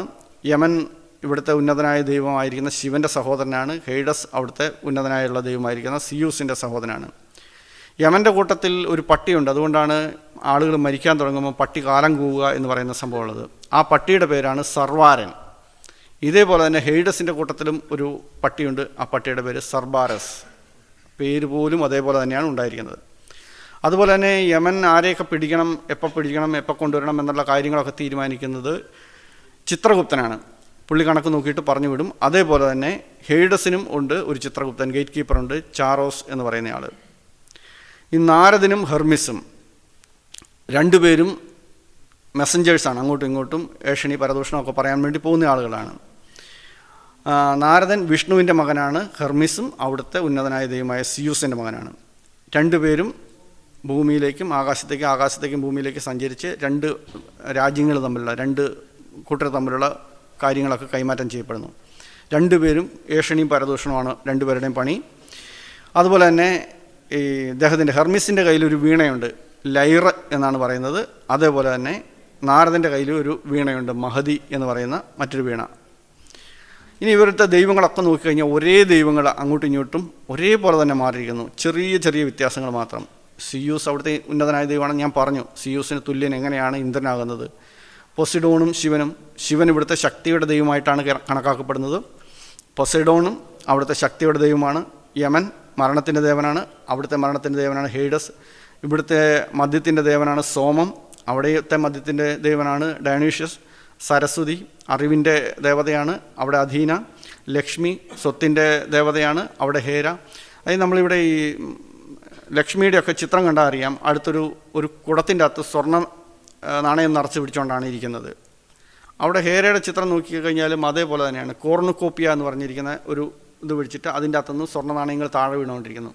അതാണ് ഭാഗ്യമാണെന്ന് പറയുന്നത്. അതായത് അവിടെ ഹേര വന്നാൽ പണമുണ്ടാവും, നമുക്ക് ലക്ഷ്മി വീട്ടിൽ വന്നാൽ പണമുണ്ടാകും. സരസ്വതിയുടെ കാര്യത്തിലും അധീനയുടെ കാര്യത്തിലും ഇതുപോലെയാണ്. രണ്ടുപേരും വീണ പിടിച്ചുകൊണ്ടാണ് ഇരിക്കുന്നത്. ദുർഗയും ഒരു ശക്തിയുടെ ദേവതയാണ്. സൂര്യൻ ഹേലിയോസ്, കാളി ഹെക്കേറ്റ്. രണ്ടുപേരും ഈ പ്രസൂതി കർമ്മത്തിൻ്റെ പ്രസവ ശുശ്രൂഷയുടെ ദേവതകളാണ്. ഭൂമിദേവി ഗിയ, വായുദേവൻ അയോളസ്. ആ പേര് നമ്മുടെ ഭാഷയിലുള്ള മാറ്റം മാത്രമേ ഇവിടെയുള്ളൂ, ബാക്കിയെല്ലാം ഒന്നുപോലെ തന്നെയാണ്. ഇനി തൽക്കാലം ഞാൻ ഗ്രീക്ക് ഇതിഹാസം മാറ്റി വെക്കുകയാണ്. പേർഷ്യൻ ഇതിഹാസത്തിലേക്ക് വരാം. കാരണം മനുഷ്യനിങ്ങനെ സഞ്ചരിച്ച് വരുന്ന വഴി നമ്മൾ നോക്കുക പേർഷ്യൻ ഭാഗത്തൂടെ, അതായത് ഇന്നത്തെ ഇറാൻ്റെ ഭാഗത്തുകൂടിയാണ് ഇന്ത്യയിലേക്ക് കടന്നു വരുന്നത്.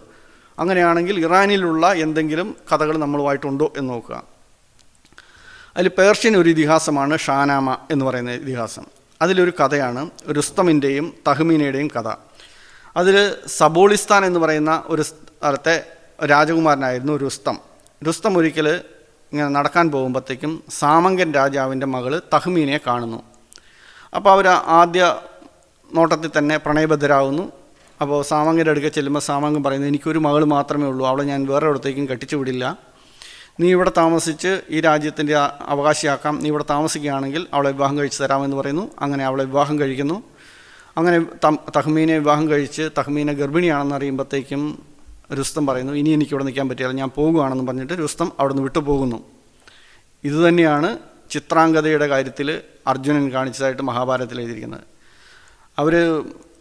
അദ്ദേഹം കുറേ നാൾ ഒളിവിൽ താമസിക്കുന്നു. ഒളിവിൽ താമസിക്കുമ്പോഴത്തേക്കും ഈ ചിത്രാംഗത എന്ന് പറയുന്ന പെൺകുട്ടിയുടെ അടുത്തെത്തുന്നു. അവളെ കാണുമ്പോഴത്തേക്കും അർജുനന് ഇഷ്ടം തോന്നുന്നു. അവർ പ്രണയബദ്ധരാകുന്നു. ഗർഭിണിയാകുന്നു. ഗർഭിണിയായി കഴിയുമ്പോഴത്തേക്കും അർജുനൻ അവളെ ഇട്ടിട്ട് പോരുന്നു. അങ്ങനെ ഉണ്ടായ മകനാണ് ബ്രഹുവാഹൻ. ഇവിടെ രുസ്തമിനുണ്ടായ മകൻ്റെ പേരാണ് സാൽ. ഇനി കുറേ നാൾ കഴിയുമ്പോഴത്തേക്കും രുസ്തം ഒരിടത്ത് വെച്ചിട്ട് ഈ സാലിനെ കണ്ടുമുട്ടുന്നു. അവർ തമ്മിൽ അടിയാവുന്നു. യുദ്ധം ചെയ്തുകൊണ്ടിരിക്കുമ്പോഴത്തേക്കും ഈ സാലിൻ്റെ യുദ്ധവീര്യം കണ്ടിട്ട് രുസ്തം ഒന്ന് നിർത്തിയിട്ട് ചോദിച്ചു, നീ ആരാണ് മോനെ എന്ന് ചോദിക്കുന്നു. അപ്പം സാൽ പറയുന്നു, ഞാൻ രുസ്തമിൻ്റെ മകനായിട്ടുള്ള സാൽ ആണ് എന്ന് പറയുന്നു. അപ്പം അവൻ പറയുന്നു, അപ്പ മക എന്ന് പറഞ്ഞിട്ട് രണ്ടുപേരുടെ കെട്ടിപ്പിടിക്കുന്നു എന്നാണ് ഈ ഷാനാമയിൽ എഴുതിയിരിക്കുന്നത്. അതുതന്നെ അർജുനൻ്റെ കാര്യത്തിലുണ്ട്. അർജുനും ബ്രഹ്വാഹനും തമ്മിൽ യുദ്ധം ഉണ്ടാകുന്നു. അപ്പം രണ്ടുപേരും അങ്ങോട്ടും ഇങ്ങോട്ടും ഒട്ടും വിട്ടുകൊടുക്കാതെ പോരാട്ട വീരം നടക്കുമ്പോൾ അവസാനം അർജുനൻ ചോദിക്കുന്നു, ഇത്രയധികം യുദ്ധം ചെയ്യുന്ന നീ ആരാണെന്ന് ചോദിക്കുമ്പോൾ ബ്രഹ്വാഹൻ പറയുന്നു, ഞാൻ അർജുനൻ്റെ മകനാണെന്ന് പറയുന്നു. അപ്പോഴും അപ്പാ മക എന്ന് പറഞ്ഞിട്ട് രണ്ടുപേരും കെട്ടിപ്പിടിക്കുന്ന ഒരേ കഥ തന്നെ അതേപോലെ തന്നെ വന്നിട്ടുണ്ട്. ഇനി ശാകുന്തളത്തിൻ്റെ മഹാഭാരതത്തിൻ്റെ ഒരു ഭാഗമാണ് ശാകുന്തളം. ശാകുന്തളത്തിൽ ഇതേ കഥ തന്നെ കാണാൻ സാധിക്കും. ശകുന്തള ഒരിടത്ത് താമസിക്കുന്നു. ദുഷ്യന്തൻ വരുന്നു. അവർ തമ്മിൽ പ്രണയബദ്ധരാകുന്നു. ഗർഭിണിയാകുന്നു. അത് കഴിയുമ്പോഴത്തേക്ക് ഈ പുള്ളി പോകുന്നു. കഥകൾ ഒരേപോലെ തന്നെ പലതരത്തും ആവർത്തിച്ച് വന്നിരിക്കുന്നതായിട്ട് കാണാൻ സാധിക്കും. അതുപോലെ തന്നെ ഷാനാമയിൽ പറഞ്ഞിരിക്കുന്ന യുദ്ധം എന്ന് പറയുന്നത് ഇറാനിയൻസും ടൂറാനിയൻസും തമ്മിലുള്ള യുദ്ധമാണ്. നമ്മളിവിടെ പാണ്ഡവരും കൗരവരും തമ്മിലുള്ള യുദ്ധം. അതുപോലെ തന്നെ രുസ്തൻ ഇറാനിയൻസിൻ്റെ നേതാവാണ്. ടൂറാനിയൻസിൻ്റെ നേതാവാണ് അഫ്രോസിയാബ്. രാമായണത്തിൽ ഒരു ഹനുമാൻ എന്ന് പറയുന്ന ഒരു ഡിവൈൻ മങ്കിയുണ്ട്. അവരുടെ അടുത്ത് മങ്കിയല്ല, അതൊരു പക്ഷിയാണ്. സിമുർഗ് എന്ന് പറയുന്ന ഒരു പ്രത്യേക പക്ഷി. അപ്പം ഈ കഥകൾ ഒരേപോലെ തന്നെ നമുക്ക് വന്നിരിക്കുന്നതായിട്ട് കാണാൻ സാധിക്കും. ഇനി പേർഷ്യൻ ഇതിഹാസത്തിൽ അവിടുത്തെ പ്രധാനപ്പെട്ട മതമായിരുന്നു സൗരാഷ്ട്ര മതം.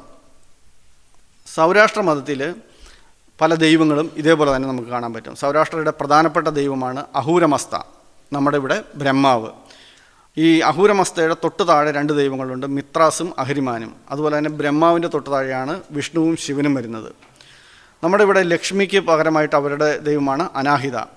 സരസ്വതി എന്ന് പറയുന്ന ദൈവത്തിൻ്റെ പേര് അവിടെ ഹാരഹോതി എന്നാണ്. കാരണം അവർ ഹായും സായും പറയുന്നതിൻ്റെ അകത്തുള്ള ആ ഒരു ഉച്ചാരണത്തിലുള്ള വ്യത്യാസം മാത്രമേ ഇവിടെയുള്ളൂ. അതുപോലെ തന്നെ ദുർഗാദേവി, സ്പെൻഡ അർമാറ്റി എന്ന് പറയുന്ന ഒരെണ്ണം.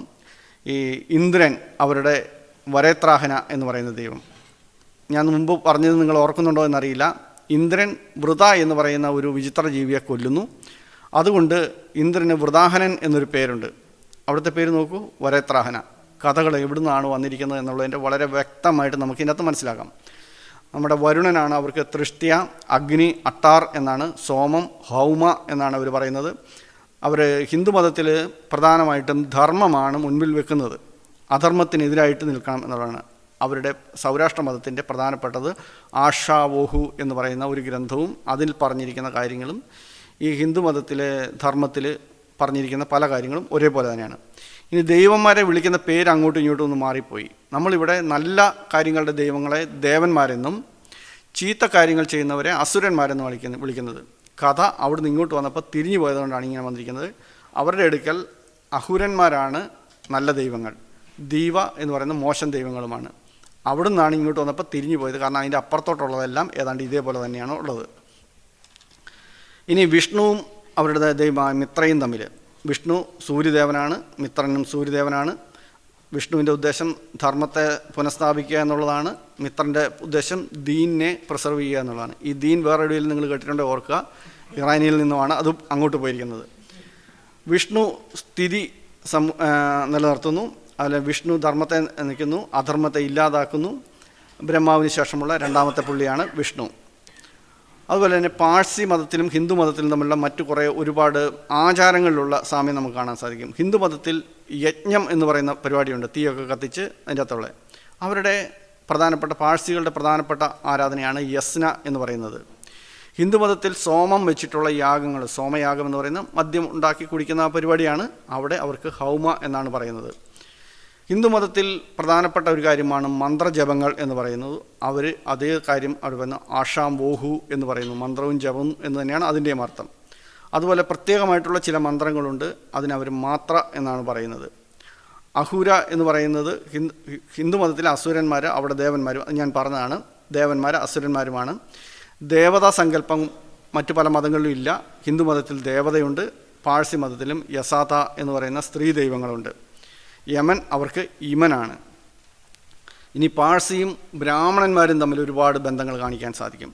ബ്രാഹ്മണന്മാരെ, ഒരു ആൺകുട്ടിയെ ബ്രാഹ്മണനാക്കുന്ന ഒരു ചടങ്ങാണ് ഉപനയനം എന്ന് പറയുന്നത്. ഉപനയനം നടത്തിയാൽ മാത്രമേ അവന് ബ്രാഹ്മണനാവുകയുള്ളൂ. പാഴ്സികൾക്കും ഇതേപോലെ തന്നെ ഒരു ചടങ്ങുണ്ട്, നവ്ജോട്ട് എന്നാണ് പറയുന്നത്. ഈ ഉപനയനം നടത്തുമ്പോൾ അവർക്ക് പൂണൂല്, ഇങ്ങനെ ഒരു നൂല് ഇങ്ങനെ ഇടും, അതാണ് അതിൻ്റെ പ്രധാനപ്പെട്ട ചടങ്ങ്. പാഴ്സികൾക്ക് അതേപോലെ ഉണ്ട്, കുസ്തി എന്നാണ് പേര്. അവർ ഈ വയറിന് ചുറ്റുമാണ് കെട്ടുന്നത്. അതുപോലെ തന്നെ ബ്രാഹ്മണർ ഏത് പരിപാടി ചെയ്താലും അഗ്നിസാക്ഷിയായിട്ട് അതിന് ചുറ്റും വലം വെച്ചൊക്കെയാണ് വിവാഹങ്ങളൊക്കെ നടത്തുന്നത്. പാഴ്സി മതത്തിലും അതേപോലെ തന്നെയുണ്ട്, അതാഷ്ണി വിരാഹു എന്നാണ് അത് പറയുന്നത്. ഈ ബ്രാഹ്മണന്മാർ രാവിലെ വെള്ളമൊക്കെ കയ്യിലെടുത്തുകൊണ്ട് സൂര്യ നമസ്കാരം എന്ന് പറഞ്ഞ പരിപാടിയുണ്ട്. അവർക്കും അതേപോലെ തന്നെ ഹാവൻ ഗാഹ് എന്ന് പറയുന്ന സൂര്യ നമസ്കാരമുണ്ട്. ഇവർ ബ്രാഹ്മണരിലൂടെ ഇവിടെ വന്ന മറ്റൊരു ആഘോഷമാണ് നവരാത്രി. അത് പാഴ്സികൾക്ക് നൗറൂസ് എന്ന് പറഞ്ഞ പേരിൽ ആഘോഷമുണ്ട്. ദീപാവലിയുണ്ട്, അത് പട്ടേറ്റി എന്ന് പറഞ്ഞ ഒരേ ദിവസം തന്നെയാണ് നടത്തുന്നത്. നമ്മുടെ ഇവിടെ ദീപാവലി നടത്തുന്ന 1-2 ദിവസം അങ്ങോട്ടും ഇങ്ങോട്ടും മാറുമെന്നല്ലാതെ അതേ ഇത് തന്നെയാണ്. ഇനി ബ്രാഹ്മണന്മാരുടെ കുട്ടികൾ കുറച്ച് ആകുമ്പോഴത്തേക്കും വേദാധ്യയനം എന്ന് പറഞ്ഞ് അവർ വേദം പഠിപ്പിക്കുന്ന പരിപാടിയുണ്ട്. അവരുടെ പാഴ്സികൾക്ക് നിരങ്ക് എന്ന് പറയുന്ന പരിപാടിയുണ്ട്. ഇവർ രണ്ടുപേരും വെജിറ്റേറിയനാണ്. ഇവർ രണ്ടുപേരുടെയും കയ്യിൽ ഓരോ സിമ്പലുണ്ടാവും. ഹിന്ദു മതത്തിൻ്റെ ഒരു സിമ്പലായിട്ട് താമര, അതൊരു ഇപ്പം രാഷ്ട്രീയത്തിൻ്റെയും കൂടെ സിമ്പലായിട്ട് മാറിയിരിക്കുന്നു. അതേപോലെ തന്നെ പാഴ്സികളുടെ സിമ്പലായിരുന്നു ഫ്രവ്ഹാർ. ബ്രാഹ്മണന്മാർ ഗായത്രി മന്ത്രം എപ്പോഴും ചൊല്ലിക്കൊണ്ടിരിക്കും, പാഴ്സികളും അത് തന്നെ ചൊല്ലിക്കൊണ്ടിരിക്കും. എനിക്ക് അതിൻ്റെ ഓഡിയോ കേൾപ്പിക്കാൻ പറ്റുമായിരുന്നു, കേൾക്കാമായിരുന്നു. ഒരേപോലെ തന്നെയാണ് പറയുന്നത്. അതായത് ഗായത്രി മന്ത്രത്തിൽ യഥാഹു വിരാഹിയോ എന്ന് പറഞ്ഞുകൊണ്ടുള്ള അതേ ടോണിൽ തന്നെയാണ് ധിയോ യോ ന പ്രചോദയാം എന്ന് പറഞ്ഞുള്ള ആ പാട്ടൊക്കെ അതേപോലെ തന്നെയാണ് വന്നിരിക്കുന്നത്. പിന്നെ ബ്രാഹ്മണന്മാർക്ക് ശൗചം എന്ന് പറഞ്ഞാൽ, ശൗചം എന്ന് പറഞ്ഞാൽ നമ്മൾ ഉദ്ദേശിക്കുന്ന അത് മാത്രമല്ല, അവർക്ക് ശുദ്ധീകരണത്തിനുള്ള കുറേ നിയമങ്ങളുണ്ട്. 16 നിയമങ്ങളൊക്കെയുണ്ട്. ആ പറഞ്ഞിരിക്കുന്ന നിയമങ്ങൾ അതേപോലെ തന്നെ പാഴ്സികൾക്കുണ്ട്. നാഹ്നു എന്നാണ് അതിന് പറയുന്നത്. ഈ ബ്രാഹ്മണൻ എന്ന് പറയുന്നത് ഹിന്ദു മതത്തിലെ പുരോഹിതന്മാരാണെങ്കിൽ, പുരോഹിതന്മാരെ വിളിക്കുകയാണെങ്കിൽ, ഈ സൗരാഷ്ട്ര മതത്തിലെ പുരോഹിതന്മാരെ അവരെ വിളിക്കുന്നത് ബരേഷ്മാൻ. നോക്കൂ, പേര് പോലും ഒരേപോലെ തന്നെ വന്നിരിക്കുന്നു. ഈ നോഴ്സ് മിത്തോളജിയിൽ നോക്കുകയാണ്. നോഴ്സ് എന്നൊക്കെ പറഞ്ഞ് എവിടെ കിടക്കുന്നു? യൂറോപ്പിൻ്റെ ഏറ്റവും വടക്കൻ പ്രദേശത്ത് കിടക്കുന്ന അവിടെയും ഈ കഥകളുമായിട്ട് പല ബന്ധമുണ്ട്. കാരണം അവരുടെ കഥയനുസരിച്ച് എയ്സറും വാനിറും തമ്മിലുള്ള യുദ്ധമാണ് നോഴ്സ് ഇതിഹാസത്തിലുള്ളത്. ഇവിടെ പേർഷ്യയിൽ വന്നപ്പം അത് അസുരൻ ആയിരിക്കുന്നു. നമ്മുടെ ഭാഷയിലും ഉണ്ട് ദാനവരും വാനവരും എന്നൊക്കെ പറഞ്ഞിട്ടുള്ള മറ്റൊരു പ്രയോഗമുണ്ട്. ഇനിയും മഹാഭാരതത്തിൽ കർമ്മ എന്ന് പറയുന്നതിനെക്കുറിച്ച് തുല്യമായിട്ട് നോഴ്സ് ഇതിഹാസത്തിൽ വൈഡ് എന്ന് പറയുന്ന ഒരു സംഭവമുണ്ട്. അവരുടെ മഹാഭാരതമാണ് എഡ്ഡ. അതുപോലെ തന്നെ അസ്ഗാർഡും ജോറ്റ്നറും തമ്മിലുള്ള യുദ്ധമാണ് നോഴ്സ് യുദ്ധത്തിൽ പ്രധാനമായിരിക്കുന്നത്. അതിൽ അവിടുത്തെ ഉന്നതനായിരിക്കുന്ന ദൈവമായിരിക്കുന്ന തോർ വന്നിട്ട് ഹാമർ, മജലോനിർ, ഗുങ്നിർ, അതങ്ങനെയാണ് ഉച്ചരിക്കുന്നതെന്ന് എനിക്കറിയില്ല, എന്ന് പറയുന്ന ആയുധങ്ങളൊക്കെ അസ്ഗാർഡിന് കൊടുക്കുന്നു. ഇതേപോലെ തന്നെ ഇവിടെ ശിവന് വന്നിട്ട് ഇവർക്ക് മറ്റേ പാശുപാസ്ത്രം, അങ്ങനെയുള്ള അസ്ത്രങ്ങളും സംഭവം എല്ലാം കൊടുക്കുന്നു. അതുപോലെ തന്നെ പരശുരാമൻ ഭാർഗവാസ്ത്രം കൊടുക്കുന്നു, വരുണൻ വരുണാസ്ത്രം കൊടുക്കുന്നു, ബ്രഹ്മാവ് ബ്രഹ്മാസ്ത്രം കൊടുക്കുന്നു. ഇങ്ങനെ പറഞ്ഞിരിക്കുന്ന പോലെ തന്നെ അവിടുത്തെ ഉന്നതരായ ദൈവങ്ങൾ വന്നിട്ട് ഈ അസ്ഗാർഡ്സിന് ആയുധങ്ങൾ കൊടുക്കുന്നതായിട്ട് കാണാൻ സാധിക്കും. ഇനി നമുക്ക് ഈജിപ്തിലെ ഒന്ന് നോക്കാം. ഈജിപ്തിലെ ഉന്നതരായിട്ടുള്ള 3 ദൈവങ്ങളായിരുന്നു ഏമുൻ, അദ്ദേഹത്തിൻ്റെ സഹോദരി മട്ട്, പിന്നെ ഖോൻസു എന്ന് പറയുന്നത്. അപ്പോൾ ഈ ഏമുനും ഖോൻസുവും മറ്റും സിബ്ലിങ്സാണ്. അപ്പോൾ അവരുടെ ഒരു ഉത്സവം അവിടെ നടക്കുന്നുണ്ട്. ലക്സോ ക്ഷേത്രത്തിൽ നിന്നും ഇതിനു വേണ്ടിയിട്ട് ഇവരെ 3 പേരെയും കുളിപ്പിച്ച് പുതിയ വസ്ത്രങ്ങളൊക്കെ അണിയിച്ചിട്ട് പല്ലക്കിൽ കയറ്റും. എന്നിട്ട് കർണാക്ഷി ക്ഷേത്രത്തിലേക്ക് വലിയ ആചാരമായിട്ട് പോകും. ഇങ്ങനെ ഈ പല്ലക്കിൽ കയറ്റി കഴിഞ്ഞാൽ പിന്നെ ഇവരെ കാണാൻ പറ്റത്തില്ല, തുണിയിട്ടും മൂടി വെച്ചിട്ടാണ് കൊണ്ടുപോകുന്നത്. അപ്പോൾ ഇതിൻ്റെ പുറകെ വലിയ പ്രദക്ഷിണമായിട്ട് ആളുകളെല്ലാം കൂടി പോകും. കർണാക്ഷി ക്ഷേത്രത്തിൽ വെച്ചിട്ട് ഇത് മാറ്റിയിട്ട് അവരെ വീണ്ടും പുറത്ത് കാണിക്കും. ഈ ആഘോഷം ഈജിപ്തിൽ വളരെതായിട്ടുള്ള ചുവർ ചിത്രങ്ങൾ ഒരുപാടുണ്ട്. ഇത് തന്നെ നമുക്കിവിടെ ഇന്ത്യയിലുള്ള പുരി ക്ഷേത്രത്തിലുള്ള സംഭവം കാണാൻ പറ്റും. പുരി ക്ഷേത്രത്തിൽ ശ്രീകൃഷ്ണൻ്റെ സഹോദരി സുഭദ്ര, സഹോദരൻ ബലരാമൻ, ഇവരെ 3 പേരെയും കൂടി ആചാരപരമായിട്ട് കുളിപ്പിച്ച് വസ്ത്രമൊക്കെ മാറ്റി ഈ 3 രഥങ്ങളിൽ കയറ്റുന്നു. എന്നിട്ട് തുണിയിട്ട് മൂടുന്നു. പിന്നെ അവരെ കാണത്തില്ല. ഈ രഥം ആഘോഷപൂർവ്വമായിട്ട് തള്ളിക്കൊണ്ട് ഗുണ്ടിച്ച ക്ഷേത്രത്തിലേക്ക് പോകുന്നു. ഗുണ്ടിച്ച ക്ഷേത്രത്തിൽ ചെന്നിട്ട് ഇത് മാറ്റി ഇവരെ കാണിക്കുന്നു. ഒരേ ആഘോഷം തന്നെ, ഒരേ ഇതുപോലെ തന്നെ ആണ് നമുക്ക് കാണാനായിട്ട് സാധിക്കുന്നത്. ഇത് വടക്കൻ മലബാറിൽ, ഞങ്ങൾ കണ്ണൂരുകാരാണ്, കണ്ണൂരുമുണ്ട് ഇതുപോലത്തെ ഒരു ക്ഷേത്രം. തളിപ്പറമ്പിലുള്ള തൃച്ചംബരം ക്ഷേത്രത്തിൻ്റെ ഉത്സവം നടക്കുമ്പം അവിടുന്ന് ഇതേപോലെ ഇവരെ 3 പേരെയും കൂടെ പൊക്കിക്കൊണ്ട് കാഞ്ഞിരങ്ങാട് ക്ഷേത്രത്തിലേക്ക് പൊതിഞ്ഞു കെട്ടിക്കൊണ്ടുപോകുന്ന ഒരു പരിപാടിയുമുണ്ട്. ഇനി ഈജിപ്ഷ്യൻ ദൈവങ്ങളും ഹിന്ദു ദൈവങ്ങളും തമ്മിൽ ഒരേപോലെ തന്നെയാണ്. ആറ്റും ബ്രഹ്മാവ്, ഏമുൻ ശിവ, ഹാത്തോർ ലക്ഷ്മി, സിക്കുമേറ്റ് ദുർഗ, തോത്ത് ഹനുമാൻ. ഹനുമാൻ്റെ കുരങ്ങൻ്റെ അതേ ദൈവം തന്നെയാണ് അവിടുത്തെ തോത്ത്. സൂര്യൻ റാ, നു വരുണൻ, അനൂബിസ് യമൻ, ഒരേപോലെ തന്നെ നമുക്ക് കാണാൻ പറ്റും. പിന്നെ ത്രിമൂർത്തികൾ ബ്രഹ്മാവ്, വിഷ്ണു, മഹേശ്വര എന്നുള്ളത് ഒരുപാട് ഇതിഹാസങ്ങൾ നമുക്ക് അതേപോലെ തന്നെ കാണാൻ സാധിക്കും. ഈജിപ്തിലാണെങ്കിൽ ഏമുൻ, ആറ്റും, റാ, സിയൂസ്, പൊസിഡോൺ, ഹേഡസ് ആണ് ഗ്രീക്കിൽ. അതുപോലെ തന്നെ ഓഡിൻ, തോർ, ഫ്രയർ എന്നുള്ളതാണ് നോർസ് ഇതിഹാസത്തിൽ. ജൂപ്പിറ്റർ, നെപ്റ്റ്യൂൺ, പ്ലൂട്ടോ അതാണ് റോമനായിട്ട് വരുന്നത്. മാർദൂക്ക്, എൻകി, നേർഗൽ അത് സുമേരിയൻ ഇതിഹാസത്തിൽ കാണാൻ പറ്റും. താരാനിസ്, ലിർ, ഡോൺ എന്ന് പറയുന്നത് അർമേനിയൻ ഇതിഹാസത്തിൽ. ഇങ്ങനെ ഒരുപാടെണ്ണം ഒരേപോലെ തന്നെ കാണാൻ സാധിക്കും. അപ്പോൾ നമ്മൾ നോക്കിയാൽ ഈ കഥയെല്ലാം ഇങ്ങോട്ട് വരണമെന്നുണ്ടെങ്കിൽ ഈ പറഞ്ഞിരിക്കുന്ന നമ്മുടെ മൈഗ്രേഷൻ്റെ റൂട്ട് വളരെ വളരെ കൃത്യമായിട്ട് നമുക്ക് കാണാൻ സാധിക്കും. ആ പ്രദേശങ്ങളിലെല്ലാം ഈ കഥകളുമായിട്ടും സാമ്യമുണ്ടാവാനും സാധിക്കും. ഇതേപോലെ തന്നെ മറ്റു പല ഇതുമുണ്ട്. കൂർഗൻ കൾച്ചർ എന്ന് പറയുന്നൊരു സംഭവമുണ്ട്. അവിടുന്ന് കിട്ടിയിരിക്കുന്ന പല അവശിഷ്ടങ്ങളും ആർക്കിയോളജിക്കൽ സംഭവങ്ങളും എല്ലാം കാണിക്കുന്നത് നമ്മുടെ ഹിന്ദു മതവുമായിട്ട്, ഇന്നത്തെ ഹിന്ദു മതവുമായിട്ട് വളരെ ബന്ധമുള്ള ഒരുപാട് സംഭവങ്ങൾ അവിടുന്ന് കണ്ടിട്ടുണ്ട്. അപ്പോൾ അവിടുത്തെ ജീവിതശൈലികളും എല്ലാം ഈ ഹിന്ദു മതം ഉണ്ടാകുന്നതിന് മുമ്പുണ്ടായിരുന്നു പ്രോട്ടോ ഹിന്ദുയിസം ആയിരുന്നു എന്നാണ് കാണുന്നത്. അതുപോലെ ആൻഡ്രോനോവ കൾച്ചർ, അവർ അശ്വമേധവും ഈ തീ കത്തിച്ചുള്ള സംഭവങ്ങളൊക്കെ അവർ ചെയ്തിരുന്നു എന്നാണ് നമുക്ക് അറിയാൻ പറ്റുന്നത്. അതുപോലെ തന്നെ മൃഗബലി അവർ നടത്തിയിരുന്നു. സിസ്താന കൾച്ചറിൽ മൃഗബലിയുടേതായിട്ടുള്ള ആർക്കിയോളജിക്കൽ എവിഡൻസ് കണ്ടിട്ടുണ്ട്. Oxen culture. അപ്പോൾ അങ്ങനെ നമ്മൾ നോക്കിക്കഴിഞ്ഞാൽ മനുഷ്യൻ ഒരു കാലഘട്ടത്തിൽ സഞ്ചരിച്ച് വന്ന വഴികളിലൂടെ എവിടെ നിന്നൊക്കെയോ കിട്ടിയ കുറേ കഥകളുമായിട്ട് ഇവിടെ വരുന്നു. ആ കഥകൾ പിന്നീട് പല കാലങ്ങളിൽ പറഞ്ഞ് ആ കഥ അങ്ങോട്ടാകുന്നു, ഇങ്ങോട്ടാകുന്നു. 2 കഥകൾ കൂടിച്ചേർന്ന് ഒരു കഥയാകുന്നു. ഒരു കഥകളിൽ നിന്നും പല കഥകളാകുന്നു. ഈ കഥകളിൽ നിന്ന് നമ്മുടെ മുകളിൽ വലിയൊരു ആധിപത്യം ഉണ്ടായിരിക്കുകയാണ്. ഇതേപോലെ തന്നെ ഈ കഥ ഒരിക്കലും മറ്റിടത്ത് തന്നെ വന്നോണം എന്ന് തന്നെ നിർബന്ധമില്ല. അതിനൊരു ഉദാഹരണം കൂടി ഞാൻ പറയാം. നമ്മുടെ അശോക ചക്രവർത്തി, അദ്ദേഹം ശരിക്കും രണ്ടാമത്തെ അദ്ദേഹത്തിൻ്റെ ജ്യേഷ്ഠനായിരുന്നു രാജാവ്. സുസിമ ആയിരുന്നു രാജാവ്. അപ്പോൾ സുസിമയ്ക്ക് 100 മക്കളുണ്ടായിരുന്നു എന്നാണ് പറയുന്നത്. അദ്ദേഹം വലിയ രാജ്യകാര്യങ്ങളൊന്നും വലിയ താല്പര്യമൊന്നും ഉണ്ടായിരുന്നില്ല. അശോകൻ സുസിമയെയും തടവിലാക്കിയിട്ട് അദ്ദേഹത്തിൻ്റെ മക്കളെ ഓരോരുത്തരായിട്ട് കൊല്ലുന്നു.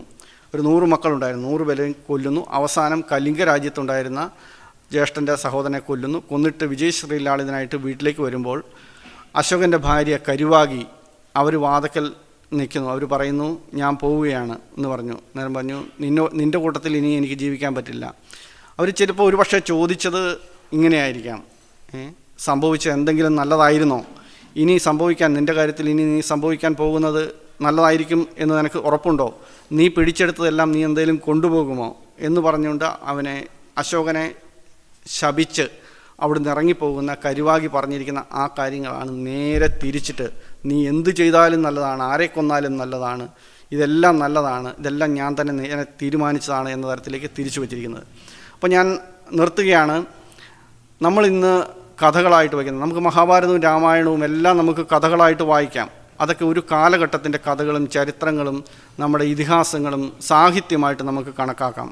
മറിച്ച് ഈ സാഹിത്യത്തെ രാജ്യത്തിൻ്റെ ഭരണമായിട്ട് മാറ്റുന്ന ആ ഒരു സംവിധാനം, അതേപോലെ തന്നെ അതിനുവേണ്ടി നമ്മൾ മറ്റുള്ളവരെ കൊല്ലുകയും അവരുടെ സ്വാതന്ത്ര്യത്തെയും അവരുടെ അവകാശങ്ങളെയും ഹനിക്കുകയും ചെയ്യുന്ന ഈ സാഹചര്യത്തിൽ ഇത് വെറും കഥകൾ മാത്രമാണ് എന്ന് പറഞ്ഞുകൊണ്ടിരിക്കേണ്ടതായിട്ടുള്ള ഒരു ആവശ്യം ഉണ്ട്. ഏതായാലും ഇങ്ങനൊരു അവസരം എനിക്ക് തന്ന ഈ കാനഡയിലെ എല്ലാ സുഹൃത്തുക്കൾക്കും നന്ദി പറയുന്നു. നന്ദി, നമസ്കാരം.